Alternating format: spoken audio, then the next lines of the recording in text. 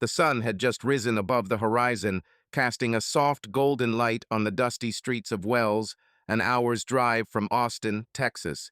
Its rays slid over the peeling signs of local shops, reflected in the windows of old pickups parked by the roadside, and pierced through the curtains of homes where life had already begun to settle. In one such house, on the corner of Maple Street, Michael Harris, a man with broad shoulders and weathered hands, sat at the kitchen table, holding a cup of black coffee. The scent of freshly brewed coffee mingled with the smell of burnt toast that his wife Lauren had just pulled from the toaster with a quiet curse. Michael, a 45-year-old former Marine, looked like he was carved from Texas rock, sturdy, with stern features, but with eyes that held genuine kindness. His dark hair, already touched with gray at the temples, was cut short, and his plaid shirt, neatly tucked into his jeans, emphasized his habit of order. He was a man who valued discipline, but did not impose it on others. His life, like a well-oiled engine, ran smoothly, without unnecessary flare-ups or interruptions. At least, that was how it seemed from the outside. "Lauren, you forgot about the toast again," Michael noted, taking a sip of coffee and casting a glance at his wife that mixed light mockery with familiar warmth. Lauren, a slender woman with chestnut-colored hair pulled back into a messy bun, turned from the stove with a frying pan of eggs in her hands. Her green eyes flashed, but there was no irritation in them, only a slight weariness that she skillfully hid behind a smile. "If you helped in the mornings instead of reading your papers, the toast wouldn't burn," she retorted, deftly transferring the eggs to the plates. "Besides, a little coal never hurt anyone." Michael chuckled as he unfolded the local newspaper he found on his porch each morning. The headlines were the usual boring ones: news about the fair, gossip about the new owner of the grocery store, the weather forecast promising another hot week. But Michael read them all with a stubborn interest, as if searching for something in the lines that would disrupt his measured routine. He found nothing, but he kept reading. Their home, modest but cozy, was filled with the sounds of the ordinary: the sizzle of butter in a frying pan, the creak of the wood floor under Lauren's feet, the distant bark of the neighbor's dog. It was a life they had been building for nearly 2 decades. Michael and Lauren had married young, when he was 27 and she was 21.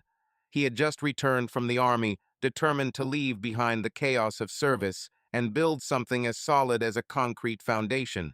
Lauren, with her dreamy nature and love of books, became the anchor that kept him grounded, preventing him from drifting into a sea of self-doubt. They had 2 children, a son, Jacob, 23, who had followed in his father's footsteps and was now serving in the army, and a daughter, Emily, 19, a college student in Houston studying biology.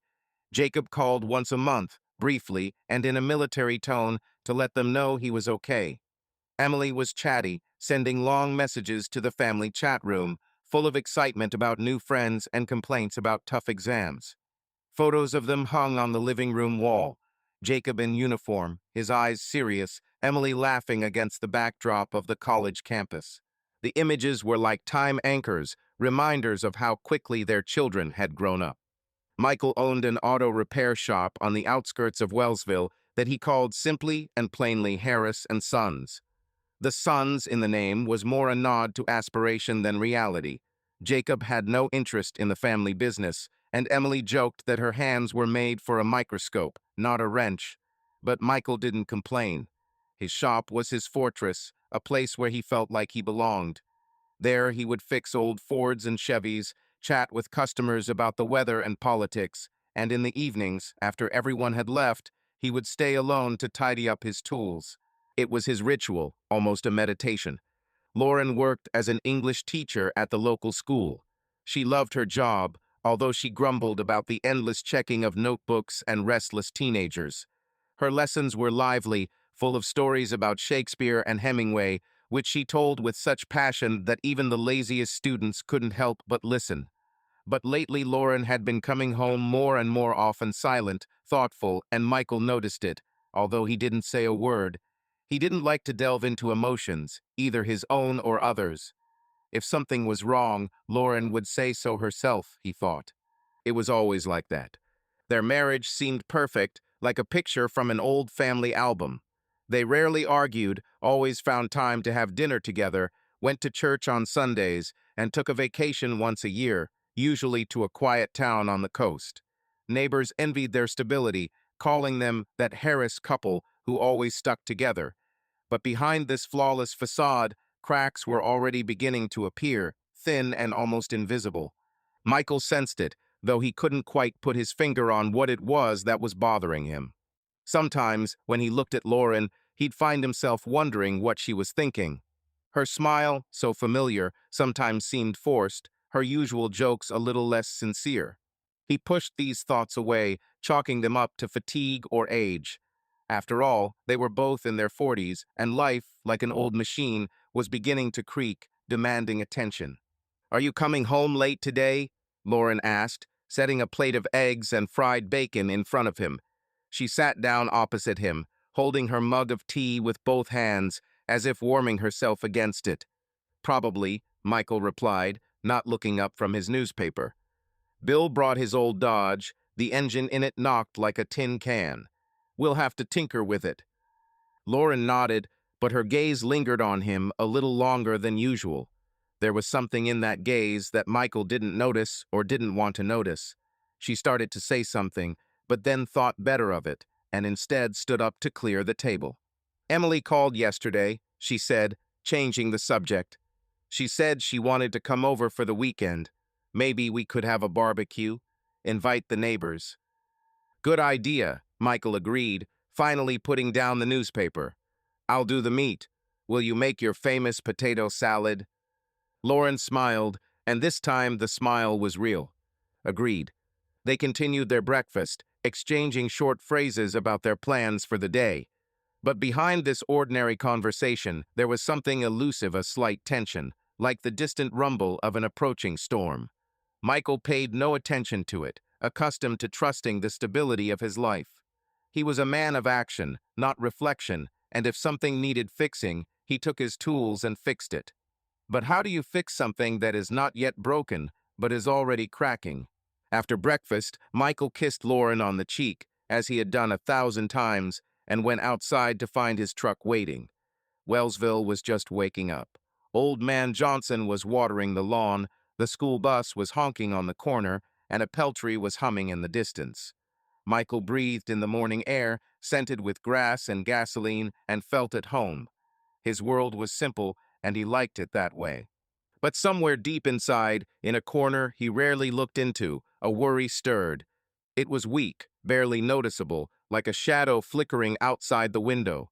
Michael didn't know what it was, and he didn't want to know. He started the engine and drove to the workshop, leaving behind only a cloud of dust and a silence in which something lurked, ready to disturb his peaceful life. A warm Texas evening had settled over Wellsville in a soft blanket, scented with the scent of blooming jasmine and the distant smell of coals from someone's barbecue. The streets of the town, dimly lit by lanterns, seemed almost alive, whispering secrets that the old houses and their inhabitants kept. The Harris house on Maple Street was quiet as usual, broken only by the clink of dishes as Lauren washed them after dinner and the low murmur of an old western on the television, which Michael watched more out of habit than interest. Michael sat in his favorite chair, worn but still comfortable, a cold beer in his hand. His eyes were glued to the screen, where a hero in a wide-brimmed hat was galloping across the prairie, but his mind was elsewhere. He couldn't shake the feeling that something in his life was beginning to shift, like sand under his feet before the tide. The feeling was subtle but persistent, and increasingly its source pointed to Lauren. Lauren was standing at the sink, humming a tune Michael didn't recognize. Her movements were light, almost dancing, and there was something new and unfamiliar about them. She had always been graceful, but now there was a certain elegant confidence in her gestures, as if she had rehearsed them in front of a mirror.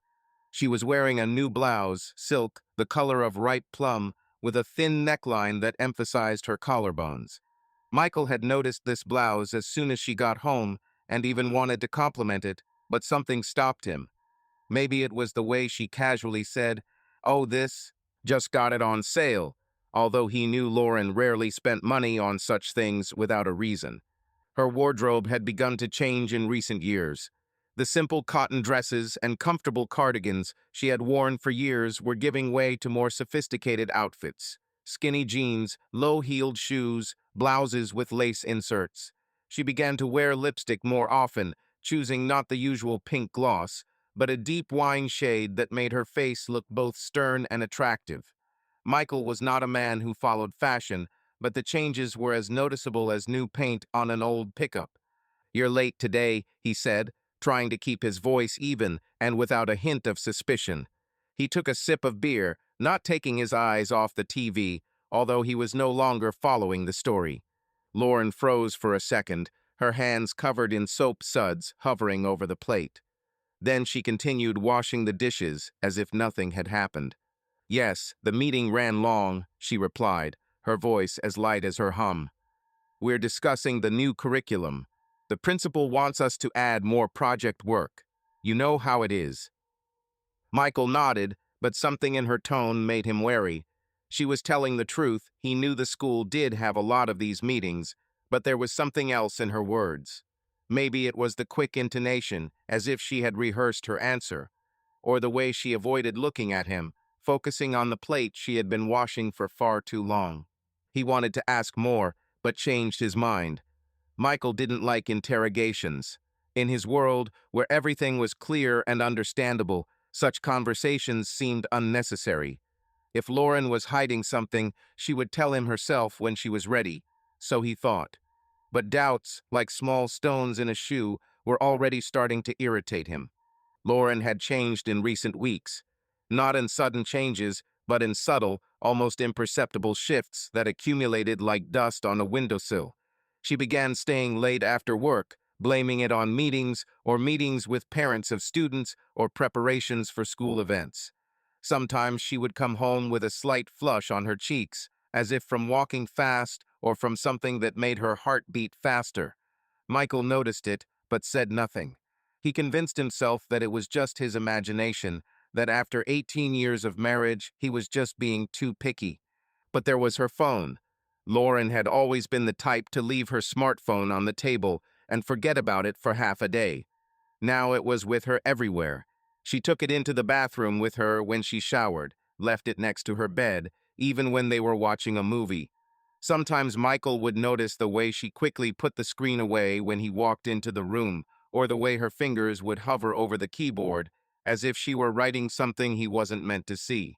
He didn't check her phone, that would have been beneath him, but her behavior made him feel like he was standing on the edge of a precipice, not daring to look down.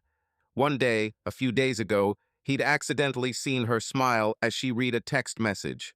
It wasn't the smile she gave him or the kids, it was a different, almost girlish smile, with a slight tug on her lower lip and a twinkle in her eye.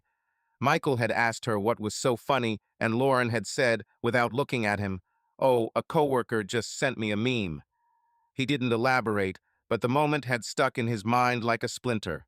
Tonight, looking at her, he felt a twinge of anxiety again.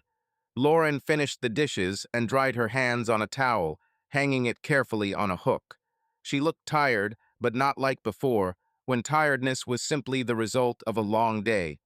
There was a nervous energy in her movements, as if she were constantly waiting for something. Or someone. "I'm going to take a shower," she said, throwing a look over her shoulder at him. "I have to get up early tomorrow."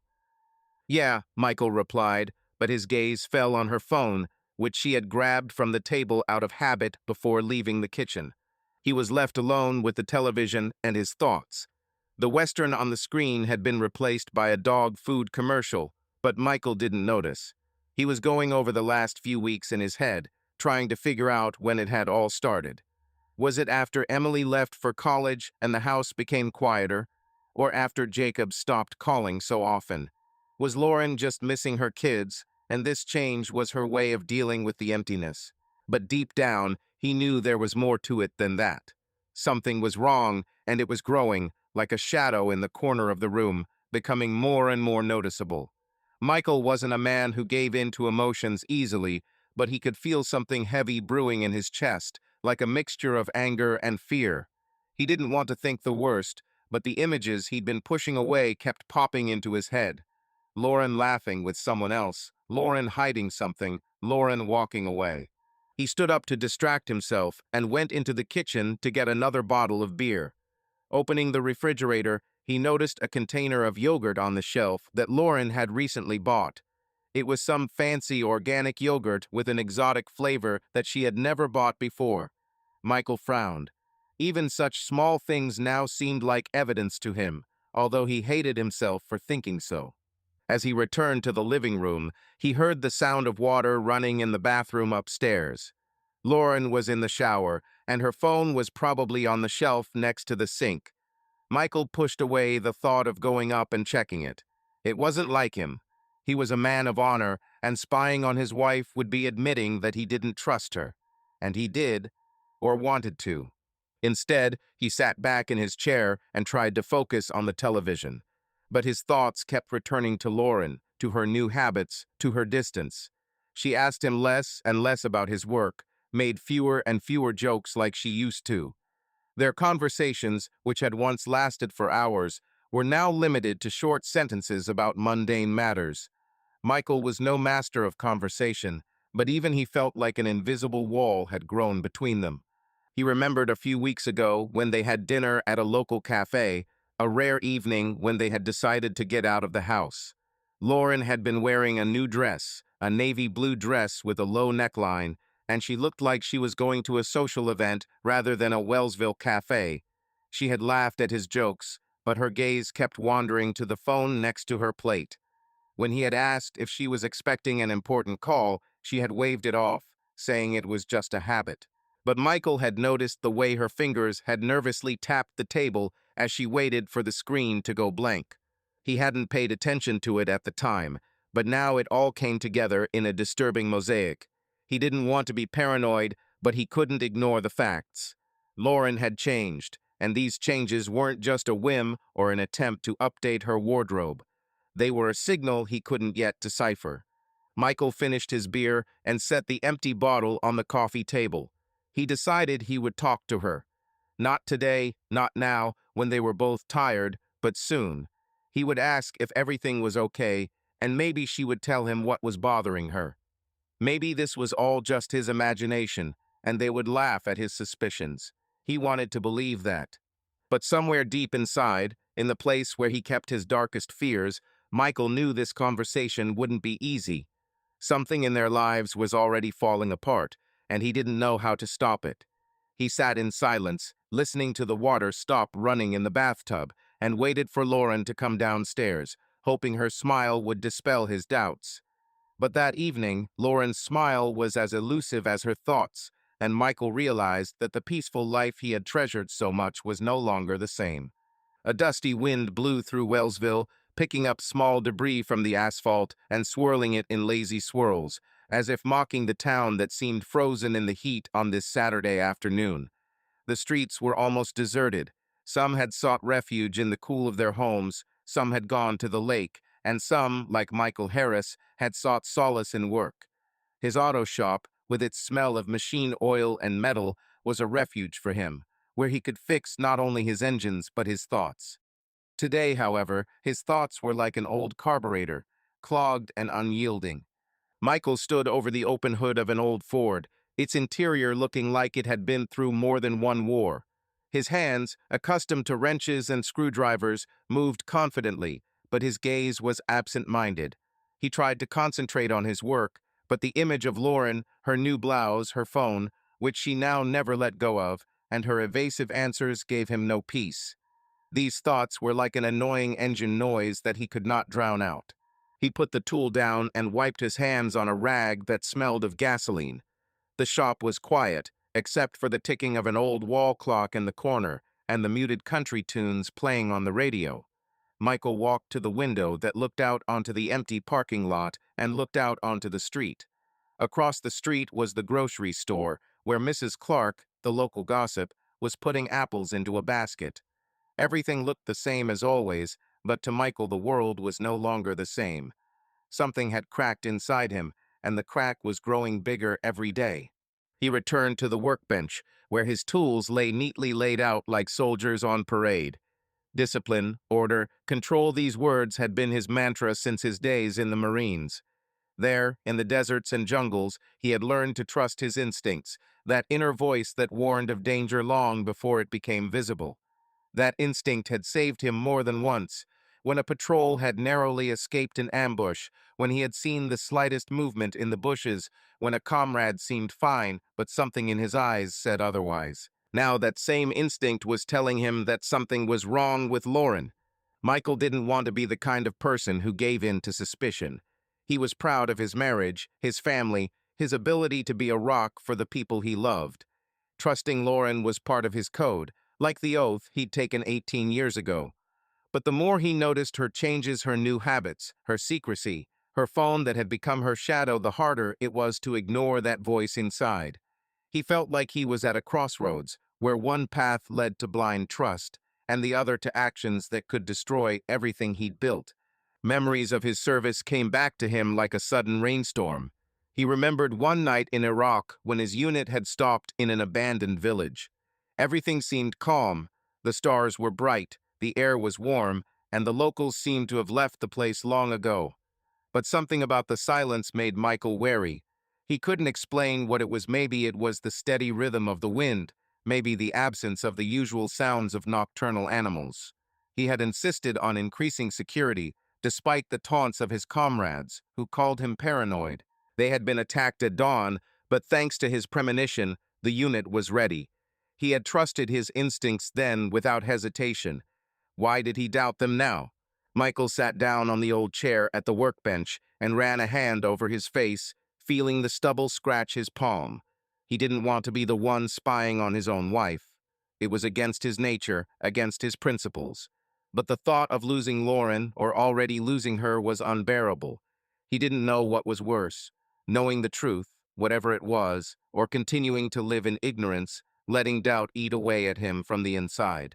He remembered the first years with Lauren, how they danced to the radio in their tiny apartment, how she laughed at his clumsy attempts to cook dinner, how they dreamed of the future, sitting on the porch and looking at the stars. Everything had been simple then. Love was like a well-oiled engine. All it took was a little extra oil to keep it running. Now he felt like there was a leak somewhere in that engine, and he didn't know how to fix it. The decision didn't come right away. It grew inside him like a storm gathering on the horizon. Michael knew that if he wanted to save his marriage, he had to act. Not blame, not make a scene, but find out what was going on. His warrior instinct, dormant all these years of peaceful life, was awakening, demanding control of the situation. He couldn't just sit and wait for everything to resolve itself. He had to know. That same day, closing the shop early, Michael drove to Austin. He went to a small electronics store he knew from his days fixing cars for local techies. There, among the shelves of wires and gadgets, he found what he was looking for, a compact GPS device that could be mounted discreetly on a car. The salesman, a young guy with a pierced eyebrow, explained how it worked. The device sent data to an app that could be installed on a phone. Michael listened in silence, trying not to think about what he was about to do. He felt like a traitor, but there was no turning back. At home, after Lauren had left for yet another meeting, he attached the device to the underside of her sedan. His hands, accustomed to precision work, did not shake, but inside he was seething. He hated himself for it, but his instinct was stronger. He had to know where she was going when she said she was working late. It was the first step, and he could already feel his life changing, as if he had pulled the trigger without knowing where the bullet would fly. The next step was cameras. Michael ordered a couple of hidden devices online, choosing to have them shipped to his workshop so Lauren wouldn't suspect anything. When the package arrived, he unpacked them alone, sitting in his office with the door closed. The cameras were small, almost invisible, and had the ability to record to the cloud. He set one up in the living room, hidden among the books on the shelf, and the other in the hallway, disguised as part of a wall light. Every time he set them up, he told himself he was doing it for their family, for the truth. But the truth was, he was afraid of what he might find. Setting up the cameras took less than an hour, but for Michael it felt like an eternity. He felt like a stranger in his own home, as if his actions belonged not to him, but to someone else, to the person he had been in the war, where suspicion was a matter of survival. When he was done, he checked the app on his phone. The cameras were working, transmitting a clear image. He turned off the screen and put the phone in his pocket, as if afraid someone might see his secret. Back at the shop the next day, Michael tried to distract himself with work. He worked on the old Chevy, listened to the radio, and chatted with customers, but his mind was at home, with Lauren, with her phone, with her new habits. He checked the GPS app a couple of times until he noticed that her car hadn't been parked at the school last night, but a few miles outside of town, in an area where he knew there weren't any teacher conferences. The discovery hit him like a fist in the chest, but he forced himself not to jump to conclusions. Maybe she was visiting a friend. Maybe it was something innocent, but his instincts said otherwise. That evening, when Lauren returned home, Michael watched her with new attention. She was in a good mood, joking about how one of her students had confused Shakespeare with a modern rapper and even suggested they watch a movie together. But Michael saw her glance flicker to her phone, which she had placed face down on the table. The gesture, so small, became another link in his chain of suspicion. They were watching a comedy, but Michael was barely paying attention. He was thinking about the cameras, about the GPS, about how far he was willing to go. His warrior instinct, which he had kept in check for so long, was now driving him, demanding action, demanding the truth. But with it, so was his fear that the truth might be too much to bear. Lauren, sitting on the couch next to him, was laughing at a joke on the screen, and her laugh, so familiar, made Michael forget his doubts for a moment. He looked at her profile, illuminated by the soft light of the television, and felt something in his chest tighten. He loved her so much that he was ready to fight for her, even if the enemy was herself. But for now, he didn't know who he would be fighting, and that not knowing was the worst thing. Night fell over Wellsville, blanketing the houses in silence. Michael lay in bed, listening to Lauren's steady breathing, and thought about what he had done. He knew there was no turning back. His warrior instincts had taken over, and he had to follow through, no matter where that road would lead him. But in the darkness, where his thoughts were more honest than in the day, he prayed that this road would not destroy everything he loved. A dark curtain of night had fallen over Wellsville, with only the occasional street lamp casting dim pools of light on the deserted streets where the wind blew dry leaves lazily. Inside the Harris house on Maple Street, the silence was palpable, broken only by the distant hum of the refrigerator and the faint ticking of the clock in the living room. Michael sat in his office, a small room on the second floor that he had once set up to handle the paperwork for his studio. Now it was his sanctuary, a place to retreat to the thoughts that were growing heavier and heavier, like lead in his chest. On the table in front of him was a laptop, its screen casting a cold blue light on his face, highlighting the harsh shadows under his eyes. Michael hadn't slept well in days. His mind, accustomed to clear decisions and direct action, was now locked in a maze of doubt, fear, and mounting anger. He knew he shouldn't look at the footage from the cameras he'd installed in the house. It was like opening a sealed envelope of bad news. You knew what was inside, but you still hoped you were wrong. But instinct, the same one that had guided him through the dangers of war, gave him no choice. He had to know. Michael opened the camera app and began scrolling through last week's footage. His fingers, calloused from handling tools, moved with unusual care over the keyboard, as if he were afraid one wrong move would ruin everything.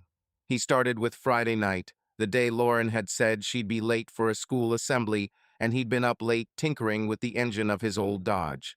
The GPS tracker on her car showed that she'd arrived home earlier than he'd expected, but not alone. Michael felt his heart pounding in his chest like a hammer on an anvil as he selected the file he wanted and hit play. The screen showed the living room of their home, bathed in soft lamplight. The camera, hidden among the books on the shelf, gave a clear view. The couch, the coffee table, the TV, which was turned off at the moment. At first, everything was quiet. Michael watched as Lauren walked into the frame, her silhouette familiar but alien at the same time. She was wearing the same blue dress he had noticed in the cafe, with a low neckline that emphasized her figure. Her hair, usually pulled back into a messy bun, was loose, cascading over her shoulders. She looked different from home, not like his Lauren. A man followed her in. Michael froze, his breathing heavy, as if the air in the room had suddenly grown thick. It was Eric Richardson, the vice principal at Lauren's school. Michael had seen him a few times at school events. Tall, trim, with neatly coiffed dark hair and a smile that seemed too smooth, too polished. Eric was the kind of man women called charismatic and men like Michael called slick. He was in his late 30s, but looked younger, thanks to the expensive suits he wore even in a small town like Wellsville, and the way he carried himself as if he were always the center of attention. In the footage, Eric took off his jacket and casually threw it over the back of the couch. Lauren stood next to him, her movements light, almost nervous, but there was some genuine joy in them. She said something, her voice muffled, but Michael caught a soft laugh that he hadn't heard from her in a long time. Eric responded by stepping closer and putting his hand on her waist. The gesture, so simple and yet so intimate, was like a punch to the gut. Michael felt the blood rush to his temples and a lump form in his throat. He forced himself to watch. Lauren didn't pull away. Habit.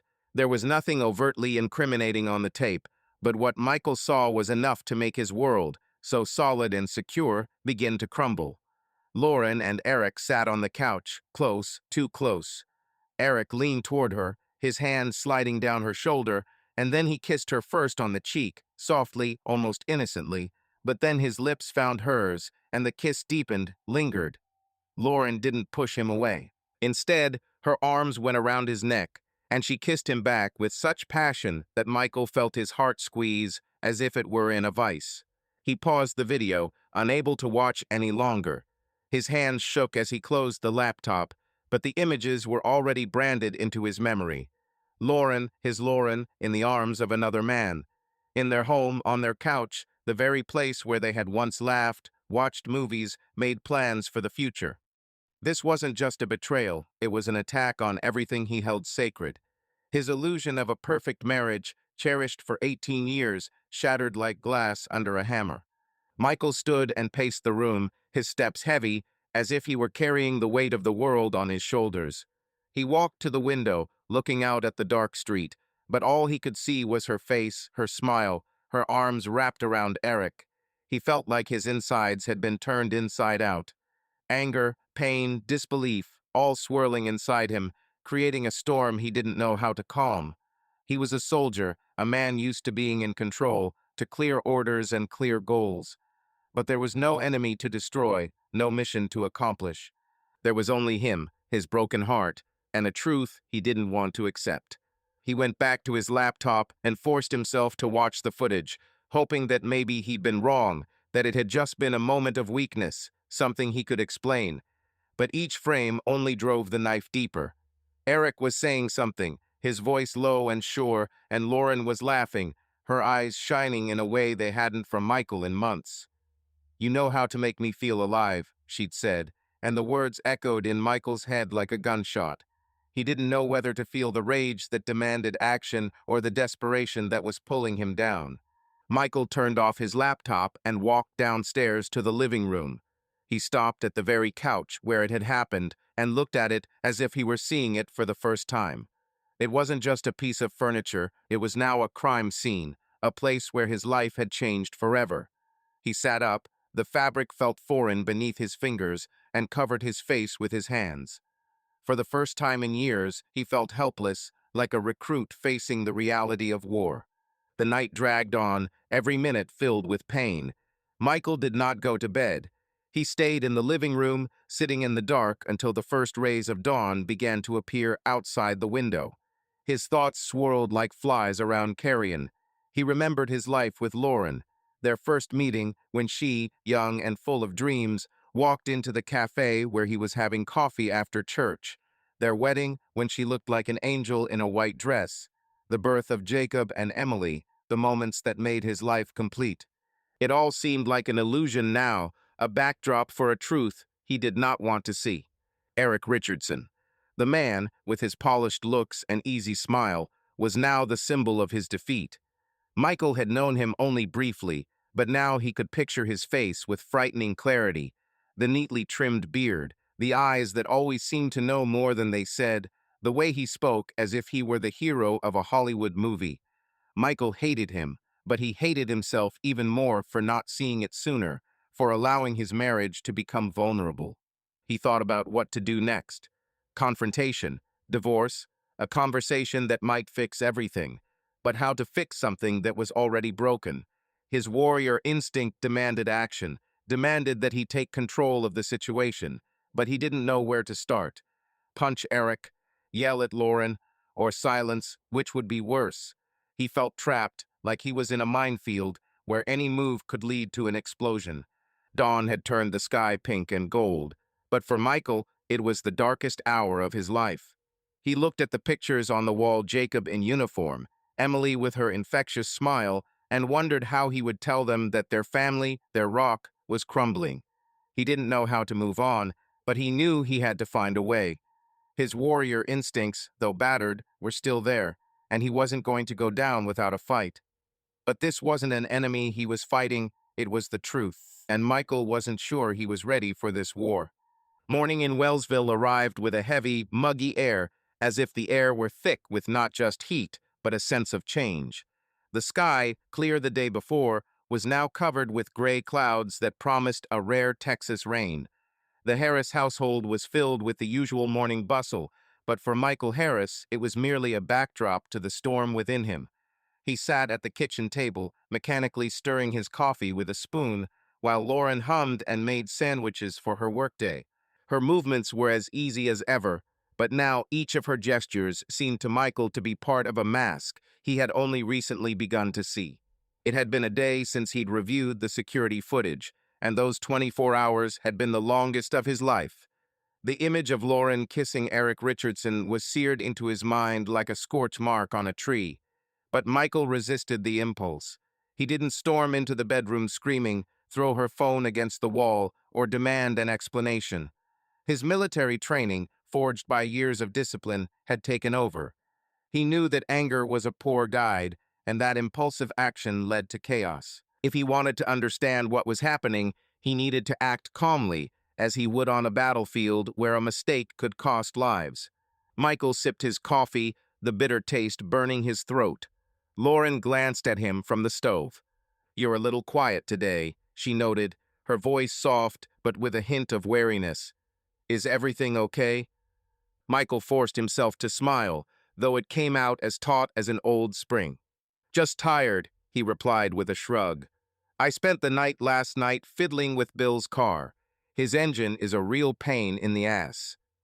Lauren nodded, turning back to her sandwiches. Her phone was lying face down on the table, as it always was lately.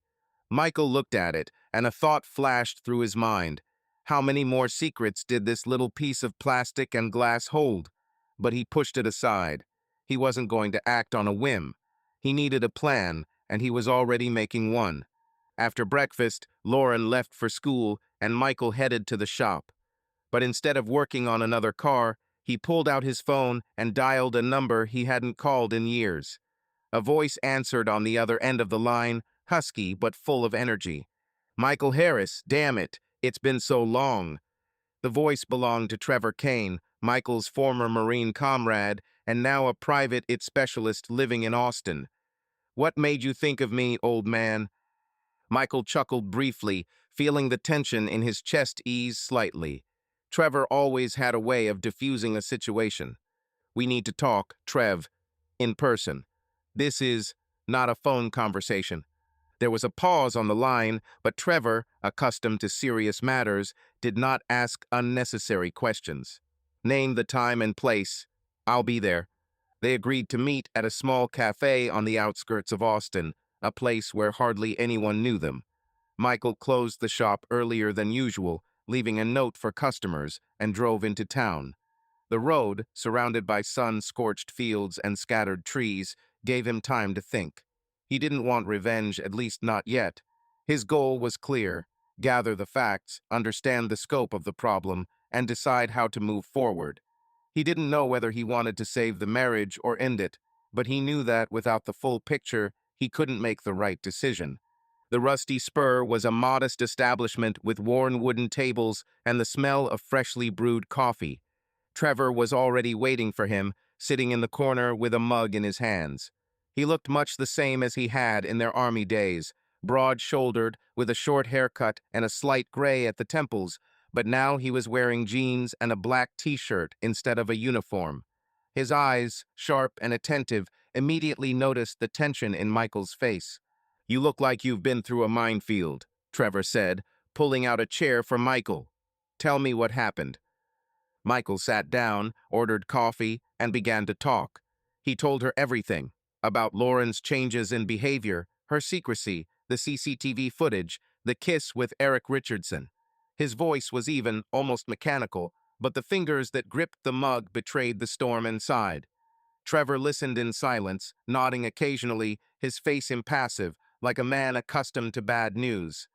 When Michael finished, Trevor leaned back in his chair and exhaled. "Damn, man. This is shit. But you're a good man for not losing your temper. Most people in your place would have already destroyed everything." "I don't want to trash it," Michael replied, looking into his mug. "I want to know what I'm dealing with.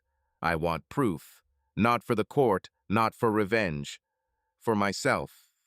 Trevor nodded, his gaze becoming businesslike. "Okay, I can help. But do you realize that this is a slippery slope? If you start digging, you might find something you don't like." "I've already found something I don't like," Michael replied dryly. "Now I need to know how serious this is." Trevor pulled out a laptop from his backpack and began to explain what could be done. He offered to install more advanced equipment, microphones to record sound, better cameras with night vision, even a program to intercept messages if Michael could get access to Lauren's phone for at least a few minutes. It was all borderline legal, and Trevor said so, but Michael just nodded. He wasn't going to use this evidence in court. This was for his own peace of mind, so he could figure out how to move on. They agreed that Trevor would come to Wellsville in a few days to set up the equipment. Michael paid him in advance, feeling his wallet lighter and his conscience heavier. He hated himself for turning into a spy, but the alternative blind trust was no longer an option. He had to know the truth, whatever it was. Back home, Michael took action. He checked the existing security footage, saving it to an external hard drive he hid in a safe in his workshop. He also made copies of the GPS tracker, recording Lauren's every move over the past week. Most were predictable: school, grocery store, the occasional coffee shop downtown. But a few trips into the Austin suburbs, to areas he knew she had no business in, set his heart racing. He jotted down dates and addresses in a notebook he kept in a locked drawer in his desk.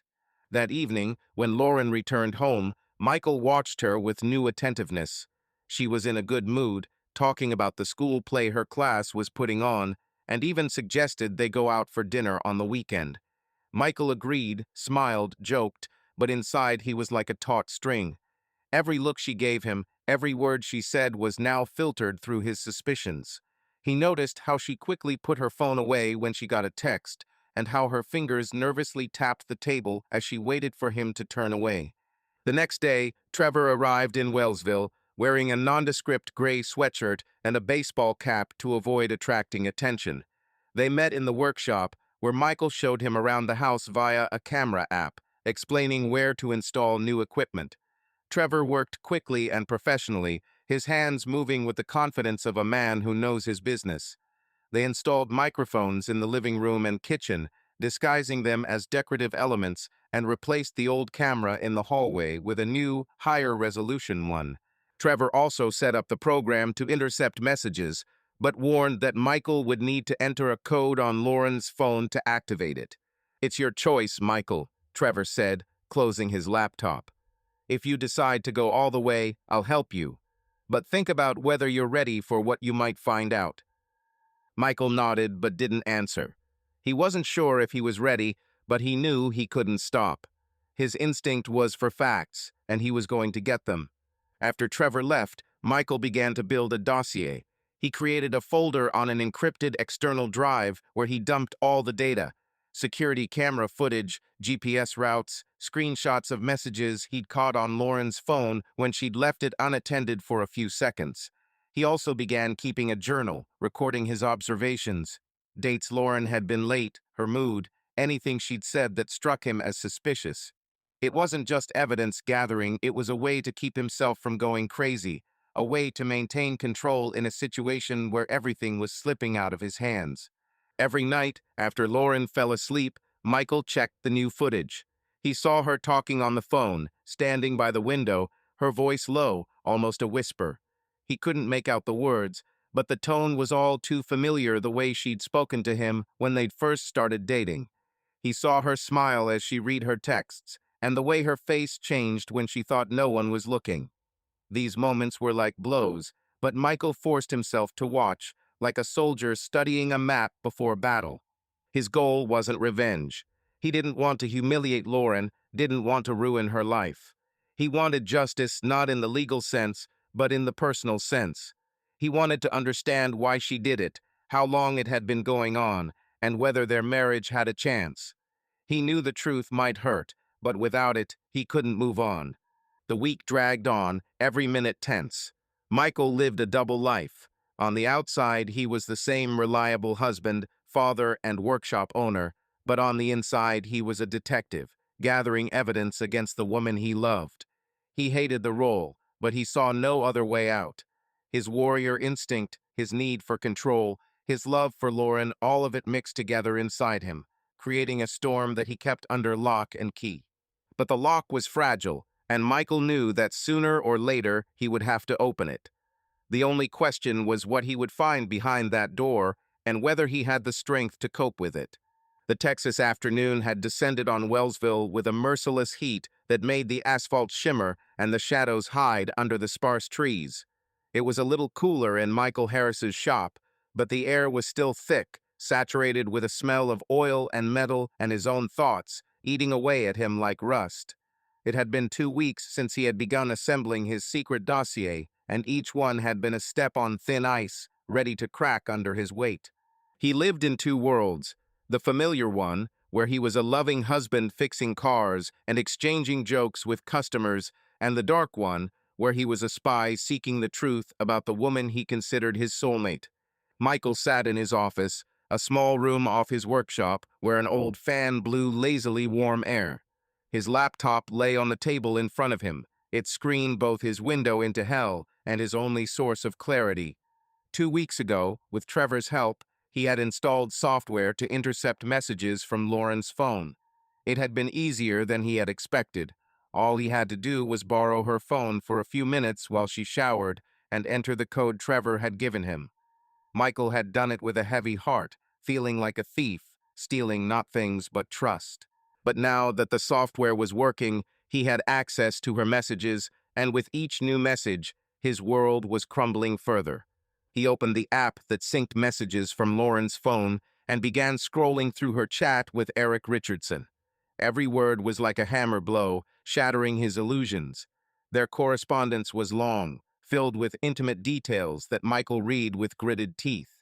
There were light flirtations, jokes they exchanged, and hints of encounters that took place not only at their home, but in other places as well, a coffee shop in Austin, a motel in the suburbs, even a school office after school. But that wasn't the most painful part. The most terrifying part was a single text Lauren sent the night before last, when Michael was in the shop and she had stayed home, as she said, to take care of some paperwork. "I can't live like this anymore," she wrote to Eric. "He's a good man, but I don't love him anymore. After graduation, I'll tell him. I need to be honest, for both of our sakes." Michael read the words a dozen times, hoping that they would change, that he had misunderstood, that there was some mistake. But the words remained unchanged, cold as a blade piercing his heart. Lauren hadn't just cheated on him, she was planning to leave him, their family, their 18 years together. She hadn't just betrayed his loyalty, but the respect he had considered the foundation of their marriage. She had called him a good man, and that was the worst of it. Those words, so simple and innocuous, sounded like a death sentence, as if his entire life, his love, His efforts had been reduced to that one colorless description. He closed his laptop, but the image of the message remained before his eyes, seared into his retinas. His hands shook, not from anger, but from pain that was deeper than he could bear. He felt as if he had been ripped from his world and thrown into a void with nothing to hold on to. His Lauren, the woman he had lived for, the woman he had built this house, this business, this family for, no longer loved him. And the worst part was that she was going to tell him, as if it were a trivial decision, like choosing a new dress or where to go for dinner. Michael stood and faced the office, his steps heavy, as if he were carrying an invisible weight on his shoulders. He paused at the window, looking out at the dusty parking lot where his old pickup sat in the hot sun. Fragments of memories swirled in his head. Their first night in this house, when he and Lauren had laughed as they tried to assemble the bed. Her tears of joy when Emily was born. Their long conversations on the porch, dreaming of the future. It all seemed like scenery now, hiding a truth he didn't want to see. But now he saw it clearly, and the clarity was unbearable. He could have stormed into the house, thrown the messages in her face, demanded an explanation, and thrown her out. He could have gone to Eric, the sleek vice principal, and smashed his face in, like he would have done when he was younger and his blood was boiling faster. But Michael was not that man. His anger, though seething inside, was under control. He did not want a scene, did not want screaming and tears. He wanted something more justice that was not just an emotional release, but something that would force Lauren and Eric to face the consequences of their actions. He wanted the truth to be told publicly, so that their secrets, their lies, would no longer be secrets. Michael returned to his desk and opened the notebook where he kept his file. He added a new page, carefully writing down the date, time, and content of Lauren's message. His handwriting was neat, as if he were writing a report to a commander rather than a catalog of his own destruction. He knew the high school graduation Lauren had mentioned was a week away. It was an annual event that brought out the entire town. Teachers, parents, students, local gossip. Lauren, as a teacher, would be there, and most likely Eric would be too. This was the perfect moment to lay his cards on the table, not in a fit of anger, but with cold, calculating precision. He began to plan. His military training, so long dormant beneath the layers of civilian life, was now firing on all cylinders. He was not going to create a scandal that would give Lauren the opportunity to play the victim or accuse him of madness. He wanted the truth to speak for itself, to be irrefutable, like a shot fired into silence. To do this, he needed more evidence, more details, so that no one could doubt what he was about to reveal. Michael contacted Trevor, setting up another meeting. This time, they met not at a coffee shop, but at Trevor's office in Austin, a small room filled with boxes of electronics and old computers. Trevor, as always, was straightforward. "Are you sure you want to dig deeper?" he asked, leaning back in his chair and looking at Michael with a mixture of sympathy and curiosity. "What you've found so far is enough to blow everything up." "I want everything," Michael said, his voice as hard as steel. "I want her to have no chance to get out of this. I want everyone to know who she really is." Trevor nodded without arguing. He knew Michael wouldn't back down. They discussed additional measures, installing another microphone in Lauren's car to record her conversations, and software that would allow them to intercept not only text messages but calls as well. Trevor also suggested backing up all of their data to an encrypted cloud server so Michael could access it at any time. Michael agreed to everything, even though each step in that direction made him feel further and further from the man he was. Back home, he continued to build his dossier. He saved every text, every security camera feed, every GPS track. He began to notice patterns. Lauren and Eric met most often in the evenings when she said she was working late. They used code words, meeting, project, classes to cover their meetings. Michael also found several photos Lauren had sent Eric, a selfie in a new dress, a shot of the sunset from her hotel window, even a photo of their living room taken the very night he'd seen them kiss. Each new piece of information was like another crack in his heart, but he kept collecting them, like a soldier preparing for his final battle. The night before graduation was the hardest. Michael lay in bed, listening to Lauren's steady breathing, and thought about how everything would change tomorrow. He wasn't going to forgive her not because he didn't want to, but because he couldn't. Her words, "I don't love him anymore," weren't just a betrayal, they were the end of everything he thought his life was. But he wasn't going to make a scene either. His plan was different. He wanted the truth to come out in front of everyone who knew them as the perfect Harris couple. He wanted Lauren and Eric to feel the weight of their actions, to have their secret exposed to the public. He already knew how he would do it. At graduation, there would be a projector to show slides of the students' successes.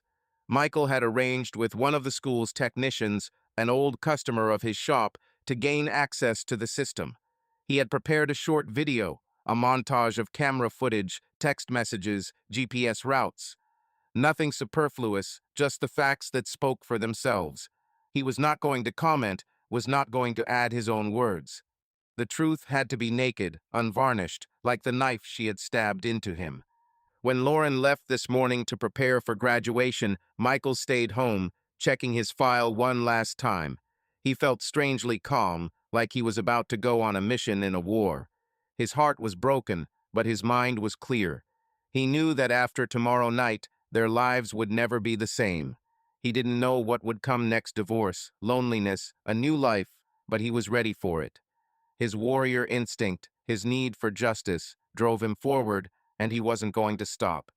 Wellsville was getting ready for the holidays. The streets were decorated with lights, and the school hall was filled with laughter and music.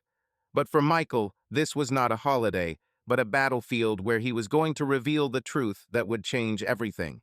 He closed his laptop, hid the hard drive in the safe, and stepped out onto the porch, looking out over the town that had once been his home. Tomorrow, everything would change, and he was ready for it, not out of anger, but out of a desire to end the lies. It was a warm evening in Wellsville, filled with the scent of magnolias in bloom and the distant hum of cicadas singing their endless song in the gardens. The streets of the town seemed alive with lights for the school prom, but in the Harris house on Maple Street, there was a tense silence that could not be dispelled by the clink of dishes or the soft music pouring from the old radio. Michael Harris stood at the grill in the backyard, turning steaks as smoke rose into the sky and painted the deep hues of sunset. His face was calm, almost impassive, but inside he raged a storm, held in check only by an iron will forged by years of service and discipline. Tonight wasn't just dinner, it was his final move in a game he hadn't chosen, but was forced to play. Michael had decided not to wait until his high school graduation, where his projector plan might have been too public, too cruel for their children, Jacob and Emily, who were home for the weekend. Instead, he had organized a family dinner, inviting not only his family, but also Eric Richardson and his wife, Sarah, under the guise of discussing a school initiative to raise money for a new gym. It was a lie, but Michael felt no remorse. The lie he had been living for the past few months had been far worse. Lauren was bustling around the house, chopping vegetables for a salad and setting out plates on the large oak dining room table. She was wearing an elegant sea green dress that flattered her figure, but looked too formal for a casual dinner. Her movements were quick, almost nervous, and Michael noticed her glancing at her phone on the kitchen counter every now and then. He knew she was texting Eric. His texting software was working flawlessly, and he'd seen their plans get bolder in the last few days. Lauren had even texted Eric yesterday. "Dinner at our place is a chance. Maybe it's time to be honest." Michael didn't know what she meant, but the words only strengthened his resolve. "Michael, are you sure the steaks aren't going to burn?" Lauren called from the kitchen, her voice light, but with just the slightest tremor. "You know how Emily likes them rare." "Everything is under control," Michael replied, not taking his eyes off the grill. His voice was as even as ever, but inside he felt every second bringing him closer to the moment that would change everything. Emily, their 19-year-old daughter, sat on the porch, scrolling through her phone and video chatting with a friend from college. Her laughter, bright and carefree, was an echo of their simpler past. Jacob, their son, had just returned from the military and was helping Michael with the grill, silently passing him spices. He looked like his father, broad-shouldered, with a stern expression, but with a youthful look in his eyes that had not yet been tainted by hard decisions. "Dad, you seem a little thoughtful today," Jacob noted, glancing at Michael. "Is something wrong?" Michael smiled, but the smile was more for his son than for himself. "I just want everything to go well," he replied, turning the steak. "It's been a while since we've had a family get-together." Jacob nodded, but his gaze lingered on his father a little too long. He sensed something was wrong, but he didn't press. Michael was grateful for that. He didn't want the children to know about his plan until the very end. The guests began to arrive around 7. First came the neighbors, the Millers, who always appreciated free food and the chance to gossip. Then Eric and Sarah Richardson arrived. Eric, as always, looked impeccable. Dark jacket, white shirt, easy smile that seemed fake to Michael, like a cheap knockoff. Sarah, his wife, was a petite woman with tired eyes and a polite smile. She worked as an accountant in Austin and seemed unaware of her husband's escapades. Michael shook Eric's hand, feeling his fingers tighten a little too tightly, but Eric didn't seem to notice, or pretended not to notice. "Michael, thanks for the invitation," Eric said, his voice smooth as expensive whiskey. "Lauren said you wanted to discuss a school project. That's a great idea." "Yes," Michael nodded, looking him straight in the eye. "I think the evening will be instructive." Lauren came out of the kitchen, drying her hands on a towel, and her smile when she saw Eric was too warm. Michael noticed the way her eyes lingered on him, the way her hand lightly touched his shoulder when she said hello. They were small things, but to Michael they were like knives stabbing into his already wounded heart. Dinner began in a tense but outwardly friendly atmosphere. The table had been laid with care: grilled steaks, potato salad, corn on the cob, homemade lemonade, and a bottle of wine that the Millers had brought. Conversation flowed idly. The Millers talked about their new lawn mower, Emily shared stories from college, Jacob said little but listened attentively. Lauren was the center of attention, as always, talking about school with an enthusiasm that seemed rehearsed to Michael. Eric supported her, interjecting jokes and compliments that made Sarah smile faintly, but Michael could see her fingers nervously curling around her fork. "Lauren, you're a godsend for the school," Eric said, raising his glass of wine. "Your ideas are always inspiring. The new gym is going to be something big." Lauren smiled, her cheeks turning slightly pink. "Oh, it's not just me. Eric works hard on this project too. We work well together." Michael felt his jaw tense, but he forced himself to smile. "Yes, it seems you have found common ground," he said, his voice even but with a subtle edge of steel. Sarah looked at her husband, then at Lauren, and her smile became slightly less sincere. Michael noticed, but said nothing. He was waiting for his moment. Dinner continued, and the tension at the table grew with each passing minute. Emily, sensing something was wrong, tried to lighten the mood by telling them about her plans for the summer, but her voice was drowned out by the subtext that hung in the air. Jacob, like his father, was silent, but his eyes darted between his mother and Eric, as if he were trying to put together a puzzle without knowing all the pieces. As the plates cleared and the conversations began to die down, Michael stood up, holding a glass of lemonade. All eyes turned to him, and he felt his heart beat faster, but his face remained calm. "Thank you for coming, everyone," he began, his voice deep and confident. "This evening is important to me, to our family. I want to say a few words before we finish." Lauren looked at him with mild surprise, but there was a flicker of worry in her eyes. Eric smiled, but his smile was strained, as if he sensed something was wrong. Sarah tilted her head, waiting for him to continue. Emily and Jacob exchanged glances, their expressions expressing a mixture of curiosity and concern. "I've always believed in honesty," Michael continued, his gaze sliding over the faces of the guests, lingering on Lauren. "In the army, we were taught that the truth is what holds us together. Lies tear us apart, and I'm tired of lies." He paused, letting the words hang in the air. Then he turned to the small projector he had previously set up in the corner of the dining room, disguised as part of the decor. He pulled the remote out of his pocket and pressed a button. The screen, which he had hung on the wall as dinner decoration, came to life and a video appeared. The first images were from their living room.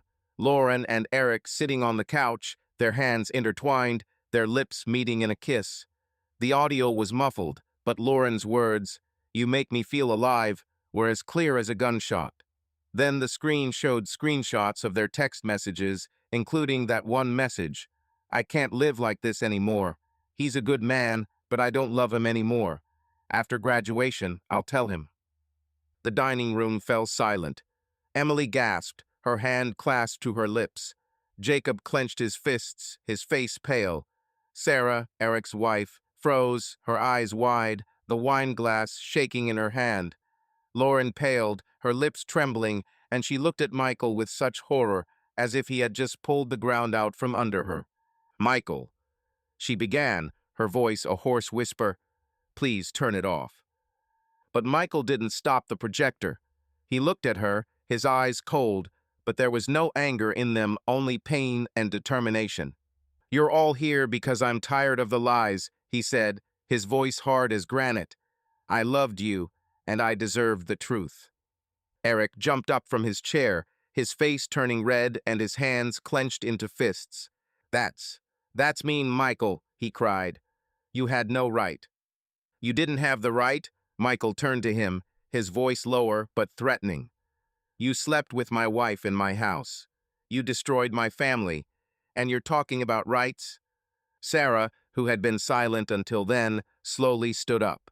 Her face was white as chalk, and her eyes were filled with tears.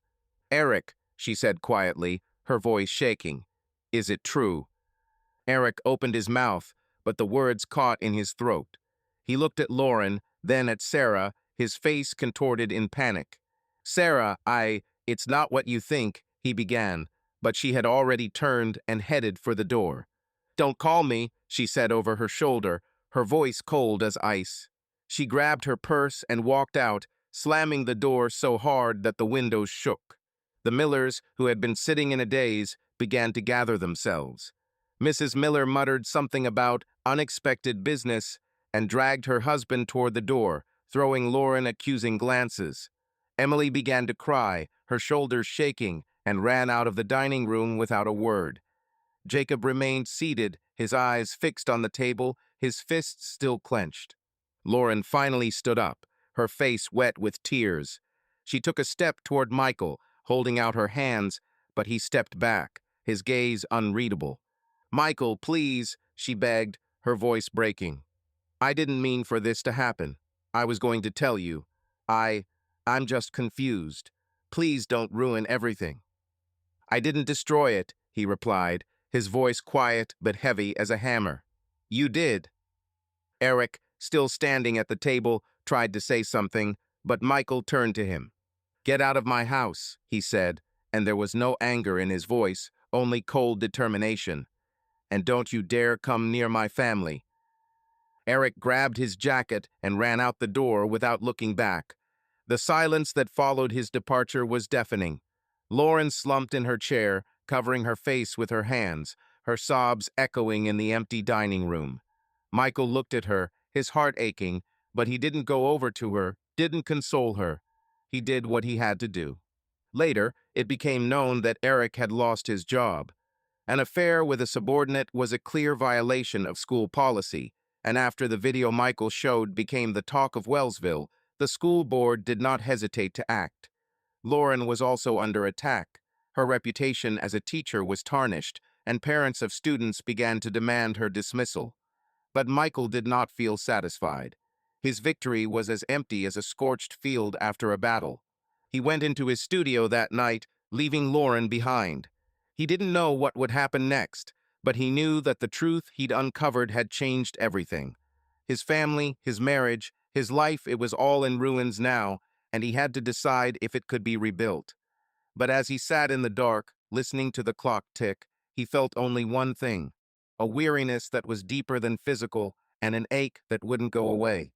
Rain pounded the rooftops of Wellsville, turning the dusty streets into mud and filling the air with the heavy smell of wet earth. In the Harris house on Maple Street, The only light was in the kitchen, where Michael and Lauren sat across from each other at the old wooden table that had once witnessed their laughter, family dinners, and dreams of the future. Now that table was a boundary separating two worlds, two people who had once promised to be together forever. The silence between them was thick as fog, broken only by Lauren's occasional sobs and the patter of raindrops on the windows. It had been a day since the dinner that Michael had turned into a trial for lies. Emily had gone back to college without a word to her mother, and Jacob had stayed behind at the military base, sending his father a quick text. "I'm here, Dad." The house, once so full of life, now felt empty, like a burnt-out shell. Michael had spent the night in the workshop, unable to return to the bedroom that still smelled of Lauren's perfume. But tonight, he knew the conversation was inevitable. This was the final frontier, and he was going to walk it with dignity, even if he was tearing himself apart inside. Lauren sat hunched over, her hands fiddling nervously with the edge of the tablecloth. Her face, usually so alert, was now pale, with dark circles under her eyes, and her hair, pulled back into a loose ponytail, looked as if she hadn't brushed it all morning. She looked up at Michael, and there was so much pain in her green eyes that he felt a momentary twinge of pity. But the pity was quickly drowned out by the cold determination that was now his only anchor. "Michael," she began, her voice hoarse, as if she'd been crying for a long time. I don't know how to start, but we need to talk. Please, give me a chance to explain." Michael looked at her, his face unmoving, a stone mask. He folded his arms across his chest, leaned back in his chair, and nodded, giving her the floor. His silence was heavier than any words, and Lauren sensed it, swallowing before continuing. "I didn't mean for it to end this way," she said, her fingers tightening on the tablecloth. "I didn't mean to hurt you. You've always been everything to me. But somewhere along the way, I got lost. I felt alone, Michael. You were busy with the shop. I was busy with school. The kids were grown. And I didn't know who I was without all of this." Michael narrowed his eyes slightly, but didn't interrupt. His gaze was like a spotlight, picking out of the darkness every attempt at justification. "Loneliness," he finally said, his voice low, almost a whisper, but there was steel in it. "Is that all you can say? You chose him, Lauren. You kissed him in our house. You wrote to him that you didn't love me. That's not loneliness. That's betrayal." Lauren winced, her eyes filling with tears, but she didn't look away. "I know," she whispered. "I know I hurt you. But it wasn't because you did anything wrong. You were always good, Michael. Too good. You were my home, my anchor. But I didn't feel alive anymore. Eric, he listened to me. He made me feel like I still mattered." Michael felt his jaw tighten, but he resisted the urge to stand up and leave. He wanted to hear everything, every word she said, even if it was like salt in a wound. "So I stopped making you feel alive?" he asked, his voice even but bitter. 18 years, Lauren. I worked, I built this house. I was there when you were sick, when you had our children. I loved you every day, even when it was hard. And that wasn't enough. Lauren shook her head, tears rolling down her cheeks, leaving wet trails. "It's not about you, Michael," she said, her voice shaking. "It's about me. I was confused. I didn't know how to tell you that I needed something else. I was afraid of hurting you, afraid of breaking up our family. But with Eric, it was like a breath of fresh air. I know it sounds terrible, but I didn't want to lie to you forever. I was going to tell you after graduation." Michael chuckled, and the sound was so cold that Lauren flinched. "A breath," he repeated, his lips twisting into a bitter smile. "You killed what was ours, Lauren. You took our love, our family, our lives, and you threw it away for what? For him? For feeling alive? Do you have any idea what you did to Emily? To Jacob? To me?" Lauren covered her face with her hands, her shoulders shaking with sobs. "I know," she groaned. "I know I ruined everything. But I didn't mean it, Michael. I didn't mean for it to end like this. I thought we could talk, find a way. I still love you, just differently." Michael looked at her, and there was no warmth in his eyes. Her words, "I still love you," sounded like a mockery, like an empty shell of what had once been their connection.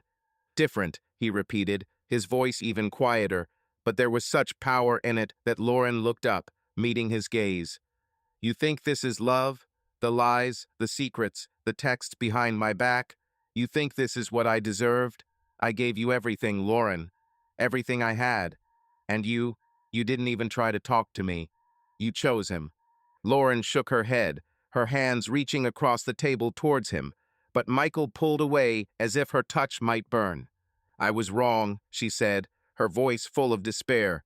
I know I was wrong, but we can fix this, Michael. We can go to counseling, start over. For the kids, for us. Please don't push me away.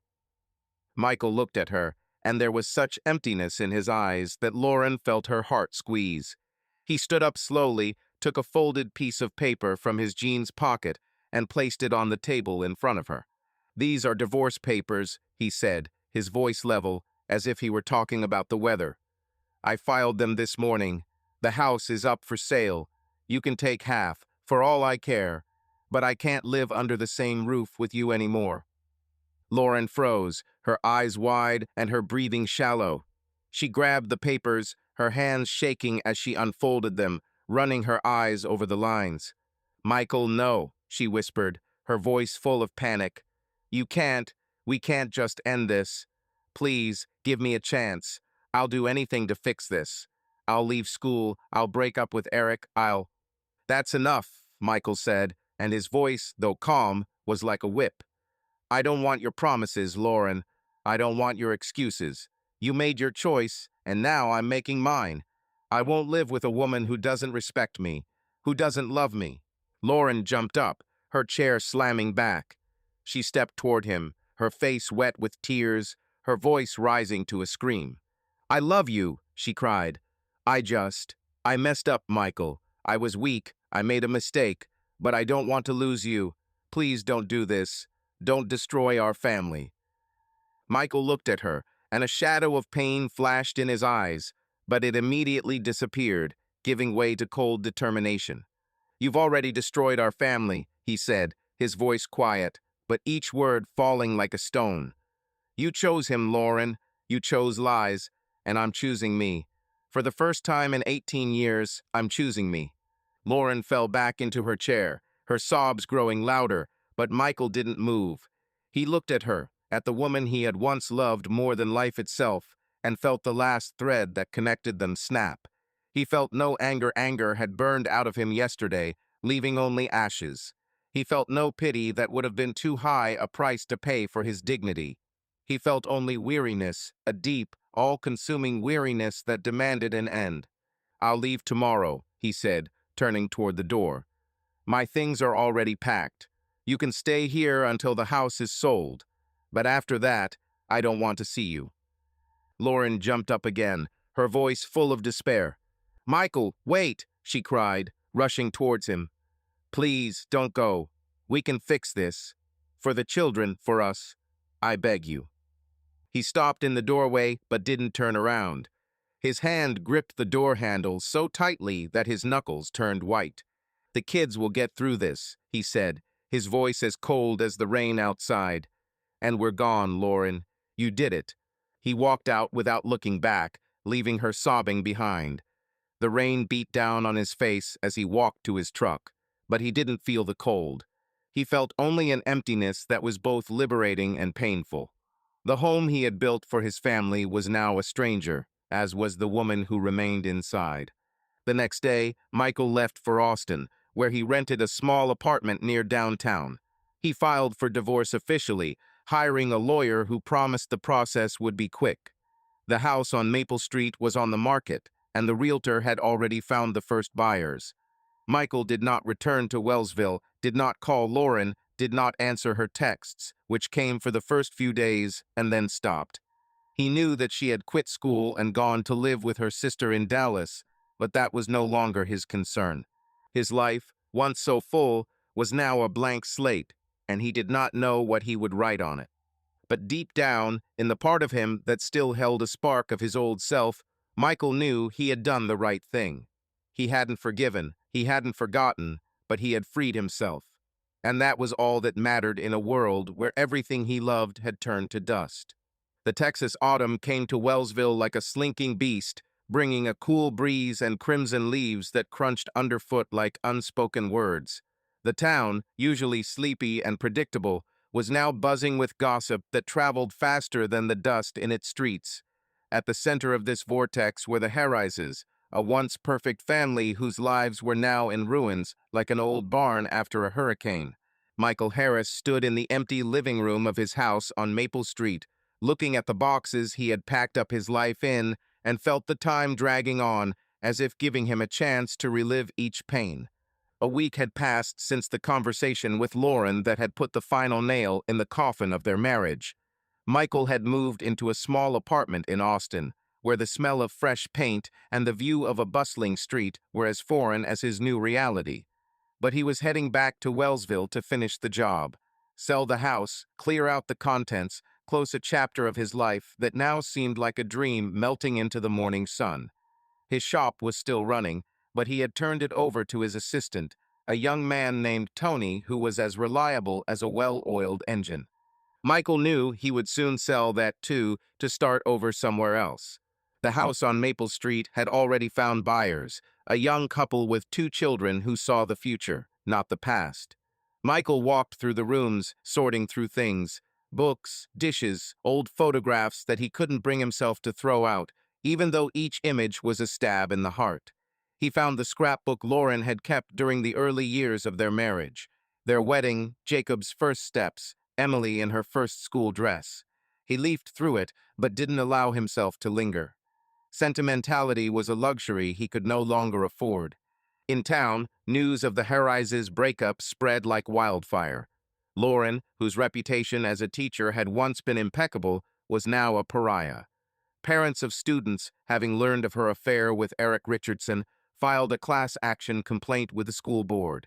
She was unofficially fired, with the option to quit of her own accord to avoid a public scandal. But Wellsville was too small for gossip to be stifled. At the grocery store, the coffee shop, and church, Lauren was met with whispers and sidelong glances. Her friends, who had once complimented her on her homework and potato salad, now avoided her, citing their busy schedules. Even Mrs. Clark, the local gossip who usually enjoyed other people's drama, looked at Lauren with disdain, as if she had tarnished not only her family but the entire town. Lauren went to stay with her sister in Dallas, but even there she found no peace. Her sister, Kate, a woman of strict moral principles, took her in, but did not hide her disappointment. "How could you, Lauren?" she asked that first evening when they were sitting over tea. "Michael was everything to you, and you ruined it." Lauren tried to explain, to talk about her loneliness, how she had lost herself in the routine, but her words sounded empty, like an echo in an empty room. Kate listened, but her silence was more eloquent than her condemnation. Lauren's children had grown distant too. Emily stopped answering her calls, limiting herself to short texts. "Mom, I need time." Jacob was even more adamant. He wrote her one letter, long and painful, in which he accused her of betraying not only their father, but also their childhood. "You were my role model," he wrote, "and now I don't know who you are." Lauren read the letter over and over until tears blurred the ink, but she couldn't find the words to respond. Her family, her rock, was crumbling like a sandcastle under a wave. Eric Richardson, whose charisma and polished good looks had once made him a star on the school board, paid a price too. School policy was strict. An affair with a subordinate, especially one so public, was unforgivable. He was fired the day after the Harris dinner when Michael's video became the talk of the staff room and the parents. His wife, Sarah, filed for divorce even faster than Michael, taking their 2 children and moving in with her parents in Houston. Eric was left alone in his home on the outskirts of Wellsville, but even there he could not hide from the rumors. His career in education over, he began looking for a job in Austin, but his reputation followed him like a shadow. Michael, meanwhile, continued to clear out the house. He sold most of the furniture, keeping only what he planned to take back to Austin: an old leather couch he'd bought the first year of their marriage, a few tools, and a box of photographs. The rest, the dishes, the curtains, even their bed, he either sold or donated. Each item he cleared out was like saying goodbye to a piece of his past. He worked methodically, like a soldier following orders, but every drawer, every shelf, reminded him of a life that was now just a memory. One day, while cleaning out his bedroom closet, Michael came across a box of letters Lauren had written him while he was deployed. They were written in her neat handwriting, full of love and hope, and each one began, "My dear Michael." He sat on the floor, holding one of the letters, and read it, tears stinging his eyes. "I'm waiting for you," she had written. "No matter how long, I'll always wait." He folded the letter and put it away, deciding he wouldn't take it with him. It was a part of another Lauren, the one he loved, but who no longer existed. The shop was doing well, but Michael was increasingly thinking about selling it. Tony was a good worker, but Michael knew he couldn't stay in Wellsville. There were too many memories, too many faces that knew his story. He began looking for buyers, meeting with a couple of local businessmen who were interested in buying Harris and Sons. One of them, an older man named Frank, who owned a car dealership in a nearby town, offered a good price. Michael hadn't responded yet, but he knew it was only a matter of time. In the evenings, Michael sat on the balcony of his Austin apartment, looking out at the city lights. Austin was loud, alive, not at all like Wellsville, and the newness was both terrifying and liberating. He began planning a move not just from home, but from Texas, maybe to Colorado, where the mountains promised quiet, or Oregon, where he could start over. He didn't know what he wanted, but he knew he couldn't stay in a place where every corner reminded him of Lauren. His lawyer, an older woman named Margaret, was straightforward and efficient. She assured Michael that the divorce would go smoothly. They had no complicated financial disputes, and Lauren had not challenged his terms. She agreed to a 50-50th split of assets, though Michael suspected it was out of guilt rather than generosity. He didn't want her money, but he agreed so that he could start a new life debt-free. One evening, as Michael was unpacking the last of the boxes in the house, he received a call from Emily. Her voice was quiet, almost fragile, but there was a sense of determination in it. "Dad," she said, "I want to come to you for the weekend. Can I?"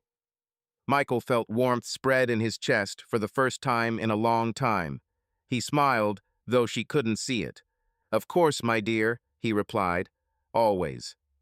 Emily arrived on Saturday, and they spent the day together, walking around Austin, stopping at coffee shops and talking about her schoolwork. She didn't mention Lauren, and Michael was grateful for that. He could see the pain still in her eyes, but he could also see that she was trying to move on. Jacob called, too, short and military sharp as always, but there was less anger in his voice than before. They were his family, and despite everything, Michael knew they could get through this. When the house was finally sold, Michael signed the papers and handed over the keys to the new owners. He stood on the porch one last time, looking out onto the street where his children had once played, where he and Lauren had had coffee in the morning, where he had felt at home. Now it was just a place, foreign and distant. He got into his truck and drove away without looking back. In Austin, he began preparing to move. He contacted a realtor in Colorado to find a small house in the mountains where he could start over. He also enrolled in a diesel mechanics course, thinking that a new skill would help him in his new life. It wasn't an escape, but a step forward, an attempt to build something new on the ruins of the old. But even in this new life, Michael couldn't completely escape the pain. He didn't hate Lauren, the hatred had burned away, leaving only emptiness. He didn't regret his decision to reveal the truth, but sometimes, in the quiet of the night, he wondered if he could have done things differently. There was no answer, and perhaps that was for the best. His life was his own now, and he was going to live it the way he saw fit, not for revenge, not for the past, but for himself. Wellsville went on with its life, but it was never the same without the Harrises. The gossip died down, replaced by new dramas, but the story of Michael and Lauren remained in the town's memory as a warning about how fragile even the strongest facades could be. And Michael, standing on the threshold of a new life, looked ahead, knowing that, despite everything, he had survived. Snow fell in soft flakes, blanketing the small town of Sitka, Alaska, in a thin white blanket that muffled the sounds of the world and gave everything an almost mystical silence. The narrow streets, sandwiched between the mountains and the cold waters of the Pacific Ocean, were dimly lit by street lamps, and the smell of salt and pine needles permeated the air, creating a sense that time moves differently here, slower, calmer, but with an inexorable force. Michael Harris stood outside his new home, a modest wooden cottage on the edge of town, overlooking a bay where fishing boats bobbed. His breath puffed out in the frosty air, and for the first time in a long time, there was a spark of something new in his chest, not hope, but possibility. It had been 3 months since he had left Wellsville, leaving behind Texas, its dusty roads, and memories that burned hotter than the summer sun. The divorce was finalized, the house sold, the shop in new hands. Michael hadn't looked back, but he hadn't run away. His decision to move to Alaska hadn't been a spontaneous one, but a carefully considered one. He had been looking for a place where he could start over, where his past wouldn't follow him like a shadow. Alaska, with its rugged beauty and vastness, seemed like the perfect refuge for a man who wanted to put himself back together. Sitka was a small town. The population barely exceeded 8,000, but it was bustling with life. Fishermen returned with their catch, tourists wandered through souvenir shops, and locals exchanged news in cafes and bars. Michael chose Sitka for a reason. He read about it in an old magazine that he found in an apartment in Austin, and the photographs of snow-capped mountains surrounded by the sea caught his attention. It was a place where a person could be alone but not feel lonely, where nature was stronger than human dramas. His new home was simple: one bedroom, a small kitchen, a living room with a fireplace, and a porch overlooking the bay. There was almost no furniture, just an old couch he'd brought from Texas and a bed he'd bought cheap from a local carpenter. Michael didn't seek luxury. He wanted shelter, warmth, and quiet to figure out who he was without Lauren, without their family, without the life he'd spent 18 years building. The first thing he did was do what he knew best: open an auto repair shop. Sitka, despite its remoteness, needed good mechanics. The locals' fishing trucks, old jeeps, and snowmobiles often broke down in the harsh climate, and Michael saw an opportunity. He rented a small shed on the outskirts of town, near the port, and hung a sign: Harris Repair and Reliability. The name was simple, without the sons of his old shop. This was his new chapter, and he was writing it alone. It took several weeks to open the shop. Michael worked from dawn to dusk, getting the hangar in order, installing lifts, buying tools, setting up equipment. Locals, at first curious, then trusting, began to drop in. The first customer was a bearded fisherman named Dan, whose old Ford coughed like a smoker. Michael fixed it in a day, for less than Dan had expected, and that was the beginning of his reputation. Word soon spread around Sitka about the new mechanic who worked quickly and honestly, and work was plentiful. But Michael's life wasn't confined to the workshop. In the mornings, he'd go to the local cafe, the Sea Wind, a small place with wooden tables and windows that fogged up with heat. There, he'd drink black coffee and eat an omelet while watching the town go by. Fishermen discussing their catch, teenagers chatting about school, and an elderly couple reading the newspaper in the corner. The cafe was the heart of Sitka, and it was there that Michael first met Abby. Abby Larson was a woman in her 40s, with short blonde hair that she wore casually pinned up, and eyes the color of an overcast sky. She worked as a waitress at the Sea Breeze, but her demeanor suggested she was more than just a waitress. Abby moved with a confident grace, and her smile was warm, but always had a shadow of her, as if she knew pain and had learned to live with it. Michael learned from Dan that Abby was a widow. Her husband, a fisherman, had died in a storm 5 years earlier, leaving her alone with two teenage daughters. Their first meeting was accidental. Michael, sitting at his usual table, spilled coffee on his shirt, and Abby, noticing this, brought him a napkin with a slight mockery in her voice. "New in town and already fighting with a mug," she said, her eyebrows raised but her eyes flickering with genuine kindness. Michael, usually taciturn with strangers, chuckled and accepted the napkin. "It looks like the mug has won," he replied, wiping the stain, "but I'll get even." Abby smiled, and it was the first smile in a long time that didn't make Michael want to look away. She went to serve other customers, and he sat there, feeling something stir in him, not love, not lust, but a simple human warmth he hadn't felt since his world had fallen apart. Their conversations began with small things. Abby would ask how the shop was going. He would ask how her daughters were doing in school. She would joke about his Texas accent. He would tease her about her love of overly sweet coffee. These short exchanges were like pebbles dropped into water, small but creating ripples that slowly widened. Michael wasn't looking for friendship, much less anything, but Abby was the kind of person who was easy to keep quiet with, and that silence wasn't oppressive, but comforting. One particularly cold morning, when snow had blanketed Sitka so that the roads were nearly impassable, Michael walked into the cafe and found Abby at the counter, alone and looking tired. She poured him coffee without asking and sat down across from him, holding her own mug. "Rough day?" he asked, noticing her fingers tapping nervously on the ceramic. Abby sighed, her gaze sliding to the window where the snow swirled in the light of the lantern. "My youngest, Clara, made a scene yesterday," she said, her voice quiet but tired. "She's 15, and she's angry at the world. She says she hates Sitka and wants to leave. I don't know how to get through to her." Michael nodded, feeling her words echo in his own pain. He remembered Emily, her silence after that dinner, and Jacob, whose anger had been as sharp as his own. "Children, they feel more than they say," he said, looking into his mug. "My daughter, too. She needs time. Maybe yours, too." Abby looked at him, her eyes intent, as if she was trying to see something beyond his words. "You sound like you know what I'm talking about," she said, her voice softening. "What's wrong with you, Michael?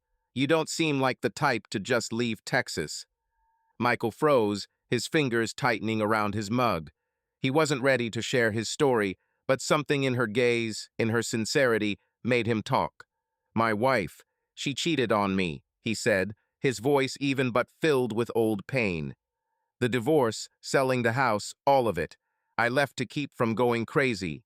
Abby was silent, but her silence wasn't judgmental. She was simply listening, and that was more than he expected. "I'm sorry," she finally said. "Losing someone you love. It's like losing a part of yourself. I know what that's like." Michael nodded, not going into detail. Their conversation had stopped, but in that moment a thread had formed between them, thin but strong. They hadn't become close friends overnight, but their morning coffee shop meetings had become more than just a ritual. Abby began to tell him about her life, growing up in Sitka, marrying her husband, learning to live after his death. Michael shared less, but his stories about Texas, the shop, and his children were like little windows into his soul that he opened carefully, afraid that someone would break the glass again. Meanwhile, Michael's shop was thriving. He'd hired an assistant, a young man named Lucas, fresh out of high school with dreams of becoming a mechanic. Lucas was chatty but diligent, and his enthusiasm reminded Michael of his younger self. Customers were coming in more frequently, fishermen, loggers, even the local sheriff, whose patrol jeep had broken down in a snowstorm. Michael enjoyed the work, finding solace in the familiar rhythm, the sound of a wrench, the smell of oil, the satisfaction of making something broken again. It was the only thing he could control in his new life. But even in this new life, there were moments when the past caught up with him. One day, while sorting through a box of things, he found an old letter from Lauren, one she had written to him before their wedding. "You are my everything." It was written in her neat handwriting. Michael looked at the words, feeling the old pain come alive, but instead of burning the letter, he put it away. He wasn't ready to forgive, but he didn't want to hate either. He wanted to move on.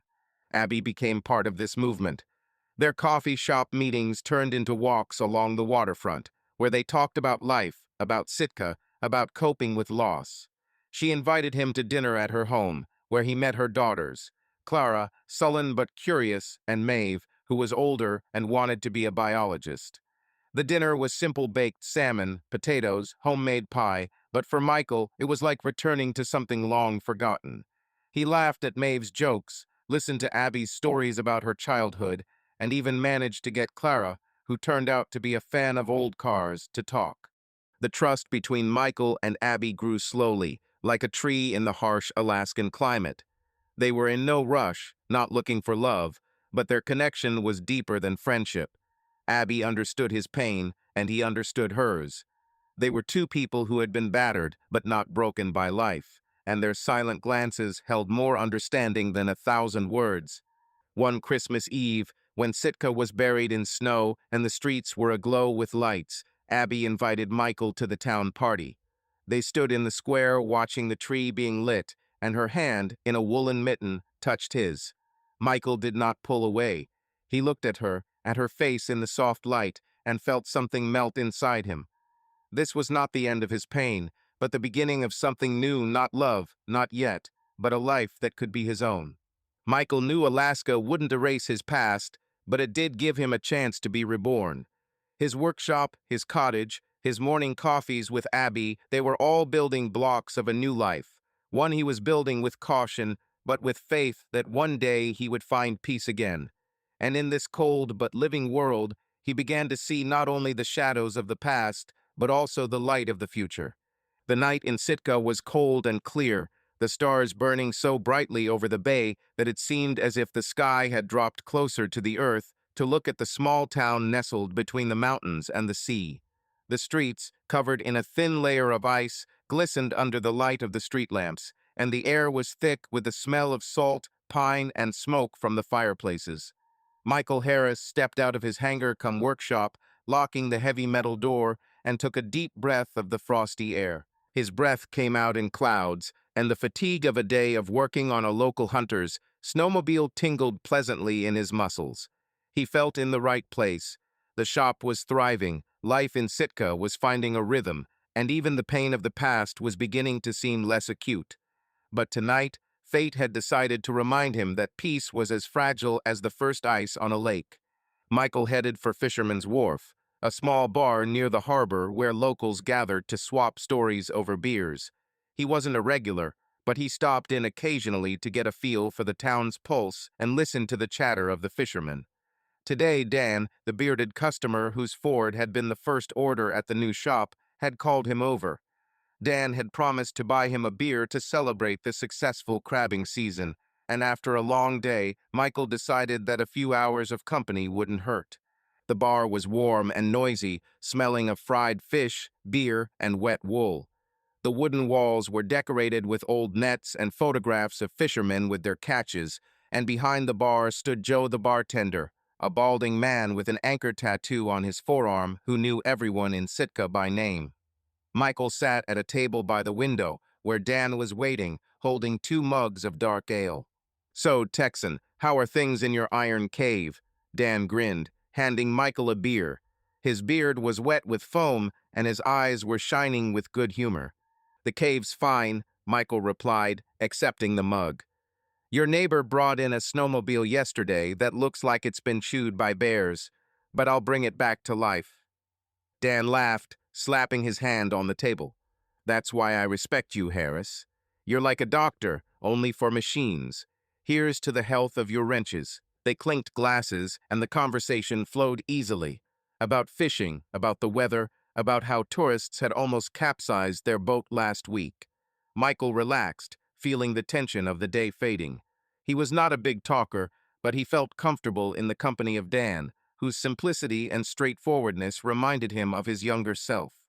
They sat for a couple of hours, and Michael, having finished his second glass, decided it was time to go home. Another long day lay ahead. "Thanks for the beer, Dan," he said, standing up and pulling on his jacket. "But I have to go. I need to be in shape in the morning." "Come on, old man, another one." Dan winked, but seeing Michael's determined look, he waved his hand. "Okay, go, Sleeping Beauty, but next time you won't get away with it." Michael smiled and walked outside. The cold hit him in the face like a slap, but he was prepared for it. His truck was parked 100 yards from the bar, in a small parking lot by the dock, where the wind off the sea howled like a hungry beast. Michael shoved his hands in his pockets and walked, his boots crunching on the frozen snow. The street was empty, save for the sound of a dog barking in the distance and the light from the bar casting long shadows across the road.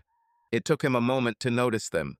3 men stood by his truck, their figures barely visible in the gloom. They wore dark hooded jackets, and something about their postures tense, like predators about to pounce, made Michael wary. His warrior instinct, dormant since he left Texas, kicked in instantly. He slowed, assessing the situation. The bar was too far to turn back, and the parking lot was open space with no cover. He was alone, unarmed, and it looked like these 3 were waiting for him. "Hey, buddy," one of them called, his voice low and husky, but with a hint of mockery in it. "Is this your truck?" Michael stopped 10 paces away, his eyes quickly scanning the figures. 2 were tall and strong, the third shorter but broader in the shoulders. Their faces were hidden by hoods, but he saw the glint of metal in one of their hands, a knife or something worse. "Mine," Michael replied, his voice even but his insides tensing like a spring. "Problems?" The man with the hoarse voice chuckled, stepping closer. His comrades followed, forming a semicircle around Michael. "Problems?" he asked, his tone growing menacing. "You're the one with the problems, Texan. You're taking too many liberties." Michael felt the blood rush to his temples. The word Texan hadn't come out of nowhere. These men knew who he was, and this wasn't a random robbery. His thoughts went to Eric Richardson, the man whose life had been ruined by that dinner in Wellsville. Revenge? Or one of his friends, out to get even? Michael didn't have time to finish the thought. The first blow came unexpectedly, the second attacker's fist connecting with his jaw, snapping his head back. Michael backed away, but he didn't fall. His military training had taken over. He blocked the next blow, grabbing his attacker's arm and yanking it sharply, throwing him off balance. But there were 3 of them, and they worked together. The third, the one lower down, hit him in the ribs with something heavy, maybe a metal pipe. Pain shot through his body like lightning, but Michael gritted his teeth and retaliated with an elbow to the face of the one closest to him. The man snarled, backing away, but the first one was already attacking, and this time Michael felt a cold burn in his side as the knife sank under his ribs, not deep, but enough to start blood running down his jacket. He fought like a cornered animal, but his strength was quickly leaving him. A blow to the back of his head, either from a fist or from the same pipe, made him fall to his knees. The world swam, the stars above his head mixed with the sparks in his eyes. The last thing he heard was a hoarse, "This is for everything, bastard," and then darkness swallowed him. Michael came to the hospital, surrounded by the smell of antiseptic and the whine of medical equipment. His body was one big wound. His ribs ached with every breath, his jaw throbbed, and the side where the knife had entered was bandaged so tightly it felt like it had been stitched right into his skin. He opened his eyes, wincing at the bright light, and saw Abby sitting by his bed. Her face was pale, her eyes red, as if she hadn't slept all night. "You're awake," she said, her voice quiet but full of relief. She leaned closer, her hand touching his forearm, gently, as if he might break. "Oh God, Michael, you scared the living daylights out of me." Michael tried to smile, but the pain in his jaw turned it into a grimace. "How long? Was I unconscious?" he croaked, his throat as dry as a desert. "2 days, Abby said, pouring water from a pitcher into a plastic cup. "You were found in the parking lot of a bar. Joe heard the commotion and called the cops. If they hadn't arrived so quickly, you would have." She paused, her gaze falling to her hands. Michael knew what she meant. He was on the edge, and only a miracle or the stubbornness of his old Marine heart kept him on this side. "What about the attackers?" he asked, taking the glass. His voice was weak, but there was already a sense of steel in it. Abby shook her head. "They weren't caught. The sheriff says they got away in a car that no one recognized. But they knew who you were. One of the fishermen heard them call you the Texan." "Michael, who could that have been?" He looked away, his mind racing back to that night. Texan. The word, thrown with hatred, pointed to Eric or someone close to him. Michael knew he had ruined Richardson's life by revealing his affair with Lauren, but he hadn't expected revenge to catch up with him here, at the end of the world. Or was it Eric's friends? Someone from Wellsville, perhaps, out to avenge their friend. Michael had no answers, but he knew he wouldn't let this go. "I don't know," he lied, not wanting to drag Abby into his suspicions. "Maybe just a robbery." Abby looked at him with distrust, but didn't argue. She knew Michael wasn't the type to share everything, and she respected his silence. "You have to be careful," she said, her voice firmer. "Sitka is a quiet place, but even here there are dark corners. I don't want to lose you, Michael." Her words, so simple, hit harder than he expected. He looked at her tired face, at her hand still resting on his, and felt something inside him shift. Abby wasn't just a friend, she was a part of his new life, and the thought of leaving her the way he'd lost Lauren was unbearable. "I'm not going anywhere," he replied, his voice hoarse but sincere. "I promise." Michael spent a week in the hospital. He had 2 broken ribs, a deep cut in his side that needed stitches, and a concussion. The doctors, accustomed to the injuries of fishermen and hunters, said he was as tough as an old oak tree, but warned that recovery would take time. Abby visited him every day, bringing him homemade soup and the books he barely read, but her presence meant more than words. Dan stopped by, too, bringing local gossip and beer he hid from the nurses. Even Lucas, his assistant, showed up with awkward words of encouragement, promising to keep an eye on the shop. The Sitka sheriff, an older man named Carter, interrogated Michael right there in the hospital room. He was as forthright as most locals and made no secret of the fact that the chances of finding the attackers were slim. "We've got no witnesses except Joe, and all he saw were shadows," Carter said, fiddling with his hat. "But I don't think they were locals. Sitka's a small town, and outsiders are easy to spot. Any idea who might have had a grudge against you?" Michael shrugged, wincing at the pain in his ribs. "I'm new," he answered evasively. "Maybe someone didn't like my accent." Carter chuckled, but wrote something down in his notebook.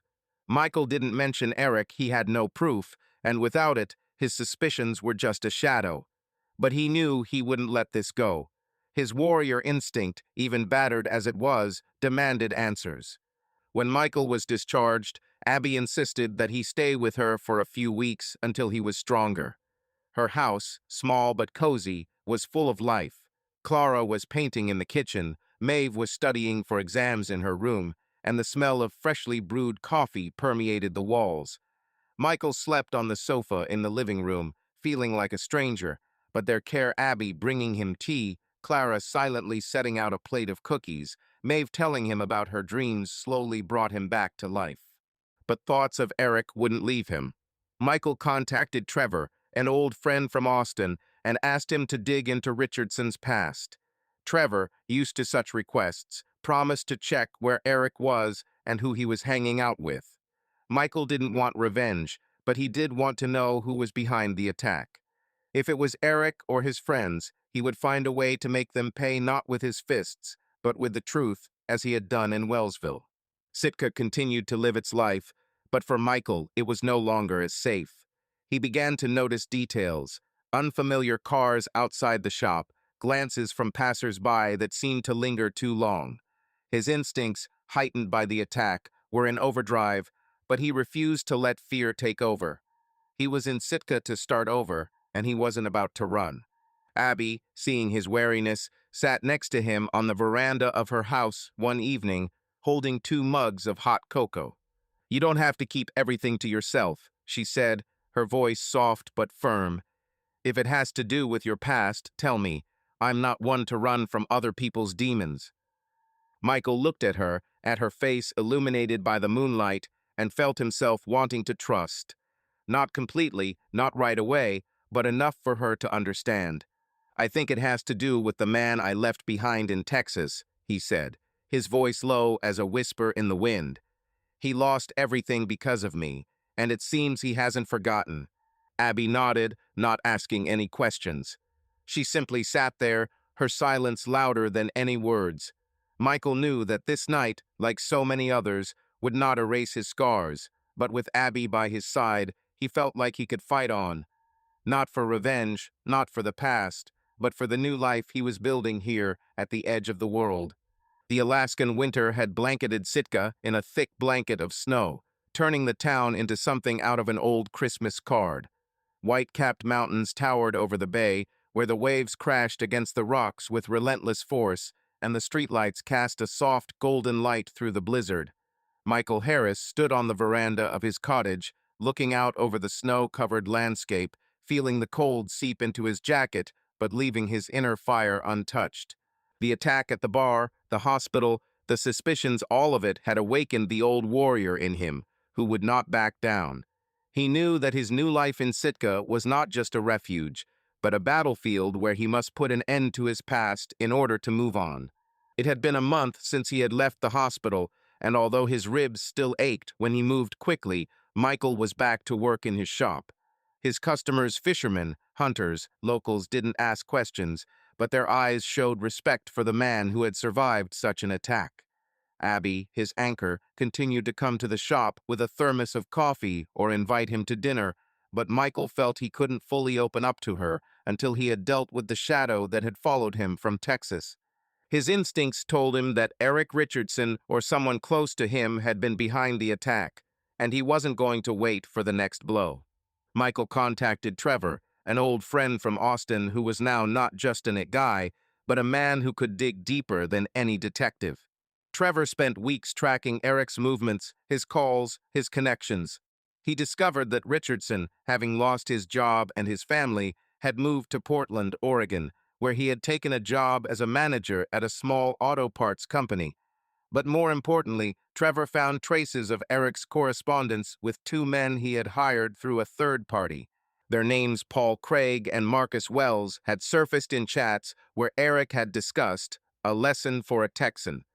It wasn't hard evidence, but it was enough for Michael to act.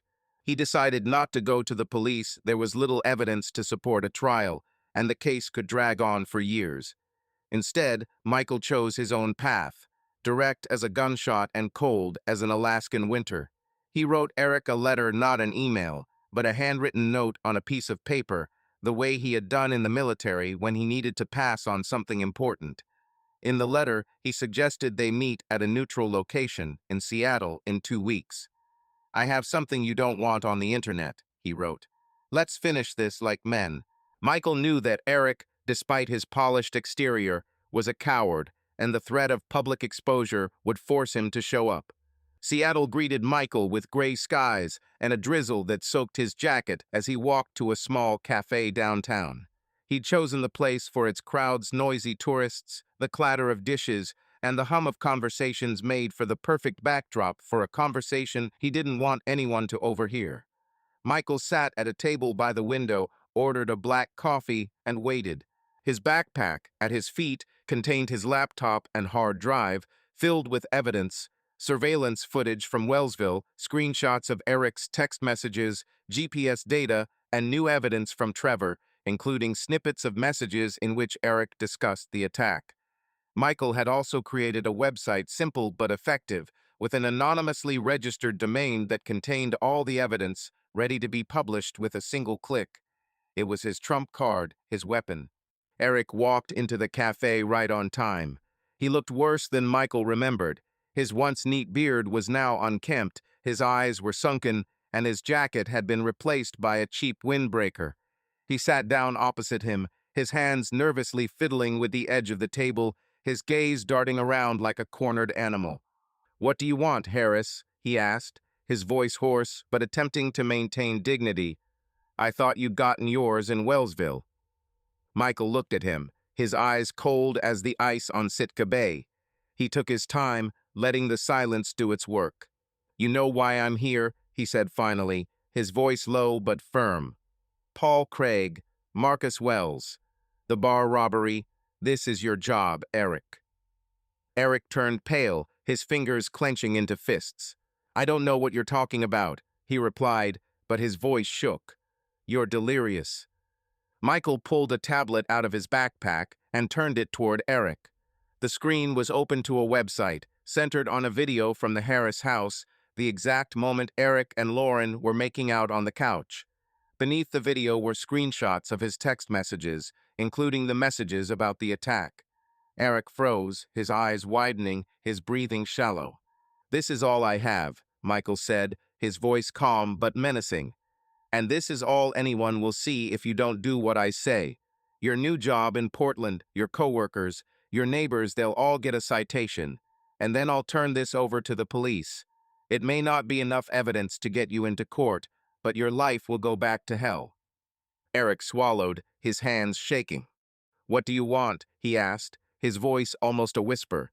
"Money? An apology? I can't take back what was." Michael leaned closer, his gaze like a knife piercing Eric's soul. "I want you to stop," he said. "No mercenaries, no threats. You leave me and my family alone, and you will pay. $1 million. For the pain, for the scars, for everything you tried to take away." Eric laughed, but it was a nervous, almost hysterical laugh. "1 million? Are you crazy? I don't have that kind of money." "You have connections," Michael said without blinking. "Sell the house, get a loan, find a way. You have a month. If I don't get the money, this site will go public. And I will find you, Eric, wherever you are." Eric looked at him, his expression a mixture of fear and hatred. He knew Michael wasn't bluffing. The man sitting in front of him wasn't just a wronged husband. He was a soldier who kept his word. "Okay," Eric finally managed to say. I'll find the money, but you have to promise that this is the end." Michael nodded, his face unreadable. "It's the end if you do as I say." They agreed on the details. The money would be wired to an account Michael had set up through Trevor to preserve his anonymity. Eric left the cafe, his shoulders slumped, his eyes empty. Michael watched him go, feeling not triumph but weariness. This was not a victory, but a necessity, the final step to close the door on the past. Back in Sitka, Michael didn't tell Abby about the meeting, but she noticed a change in him. He was calmer, his eyes no longer searching for threats in every corner. She didn't ask, but her presence, her warm dinners, her laughter, her quiet encouragement made him breathe easier. The money from Eric arrived 3 weeks later, and Michael invested it in the shop, expanding the hangar and hiring another assistant. He didn't feel rich. The money wasn't a trophy, it was payment for his scars. He communicated with Lauren only through his lawyer, signing the final divorce papers. She tried calling, writing long letters full of apologies and tears, but Michael did not answer. He did not hate her, but he could not forgive her. Her life, he learned from mutual friends, had gone downhill. Lauren quit the school in Dallas where she had been trying to start over and sank into depression. She began drinking, her health deteriorated, and at the age of 48, she died of a heart attack. Michael learned of this from Emily, who called him in tears. He did not go to the funeral, but he sent flowers, feeling as if the last thread connecting him to Lauren had been severed. Life in Sitka continued. Michael and Abby grew closer, their friendship blossoming into love, not the passionate, all-consuming kind he had with Lauren, but a quiet, deep love built on mutual respect and understanding. 2 years after they moved in, he proposed to her, standing on the shore of the bay where the waves sang their eternal song. Abby said yes, and their wedding was small. Just her daughters, a few friends, and Dan, who got drunk and tried to sing an Alaskan ballad. Michael was happy, but he knew that the love he had felt for Lauren was a thing of the past, like an old letter hidden in a drawer. His children, Emily and Jacob, began visiting more often. Jacob, still in the army, would come over on weekends, and they would spend time in the shop working on old cars. Emily, after finishing college, decided to move to Anchorage to be closer to her father. She became a marine biologist, studying the whales in the bay, and her enthusiasm reminded Michael of his own youth. The story ends on a quiet summer evening, when Michael and Emily stand on the ocean shore in Sitka. The waves lapped at the rocks, and the sun set behind the mountains, painting the sky crimson and gold. Emily holds a small wooden box that Michael made himself. Inside are things he's kept for too long: a letter from Lauren, their wedding ring, a photo of their family in their prime. "Are you sure, Dad?" Emily asked, her voice soft but with strength. Michael nodded, looking out at the ocean. "Yes," he said. This is the end. He opened the box and threw its contents into the water. The letter soaked and disappeared beneath the waves. The ring glittered in the sun and sank. The photograph swirled like an autumn leaf and dissolved into the foam. Michael watched his past slip away, and for the first time in years he felt free. Emily took his hand, and they stood in silence, listening to the song of the ocean as it took his pain and carried it far away, where it could no longer reach him. Sitka lived on, its streets filled with laughter, its sea with stories. Michael Harris, the man who had lost everything and found himself again, stood on the shore, ready for a new chapter. His heart, though scarred, still beat, and in that beat was life real, warm, his own. This is how this story ends, with a broken heart, unhealing pain, but also with an important lesson. Not everyone who is close to you is for you. If you had a similar experience, share it in the comments. Your story can be a support for someone else. Thank you for being with us. You are not just viewers, you are our support and our community. Take care of yourself and your trust. See you in the next stories. Subscribe to our channel so that your love doesn't cheat on you, and go ahead and listen to the next story, because this story is nothing compared to the next one. If you're under 18, don't even think, click to the next one.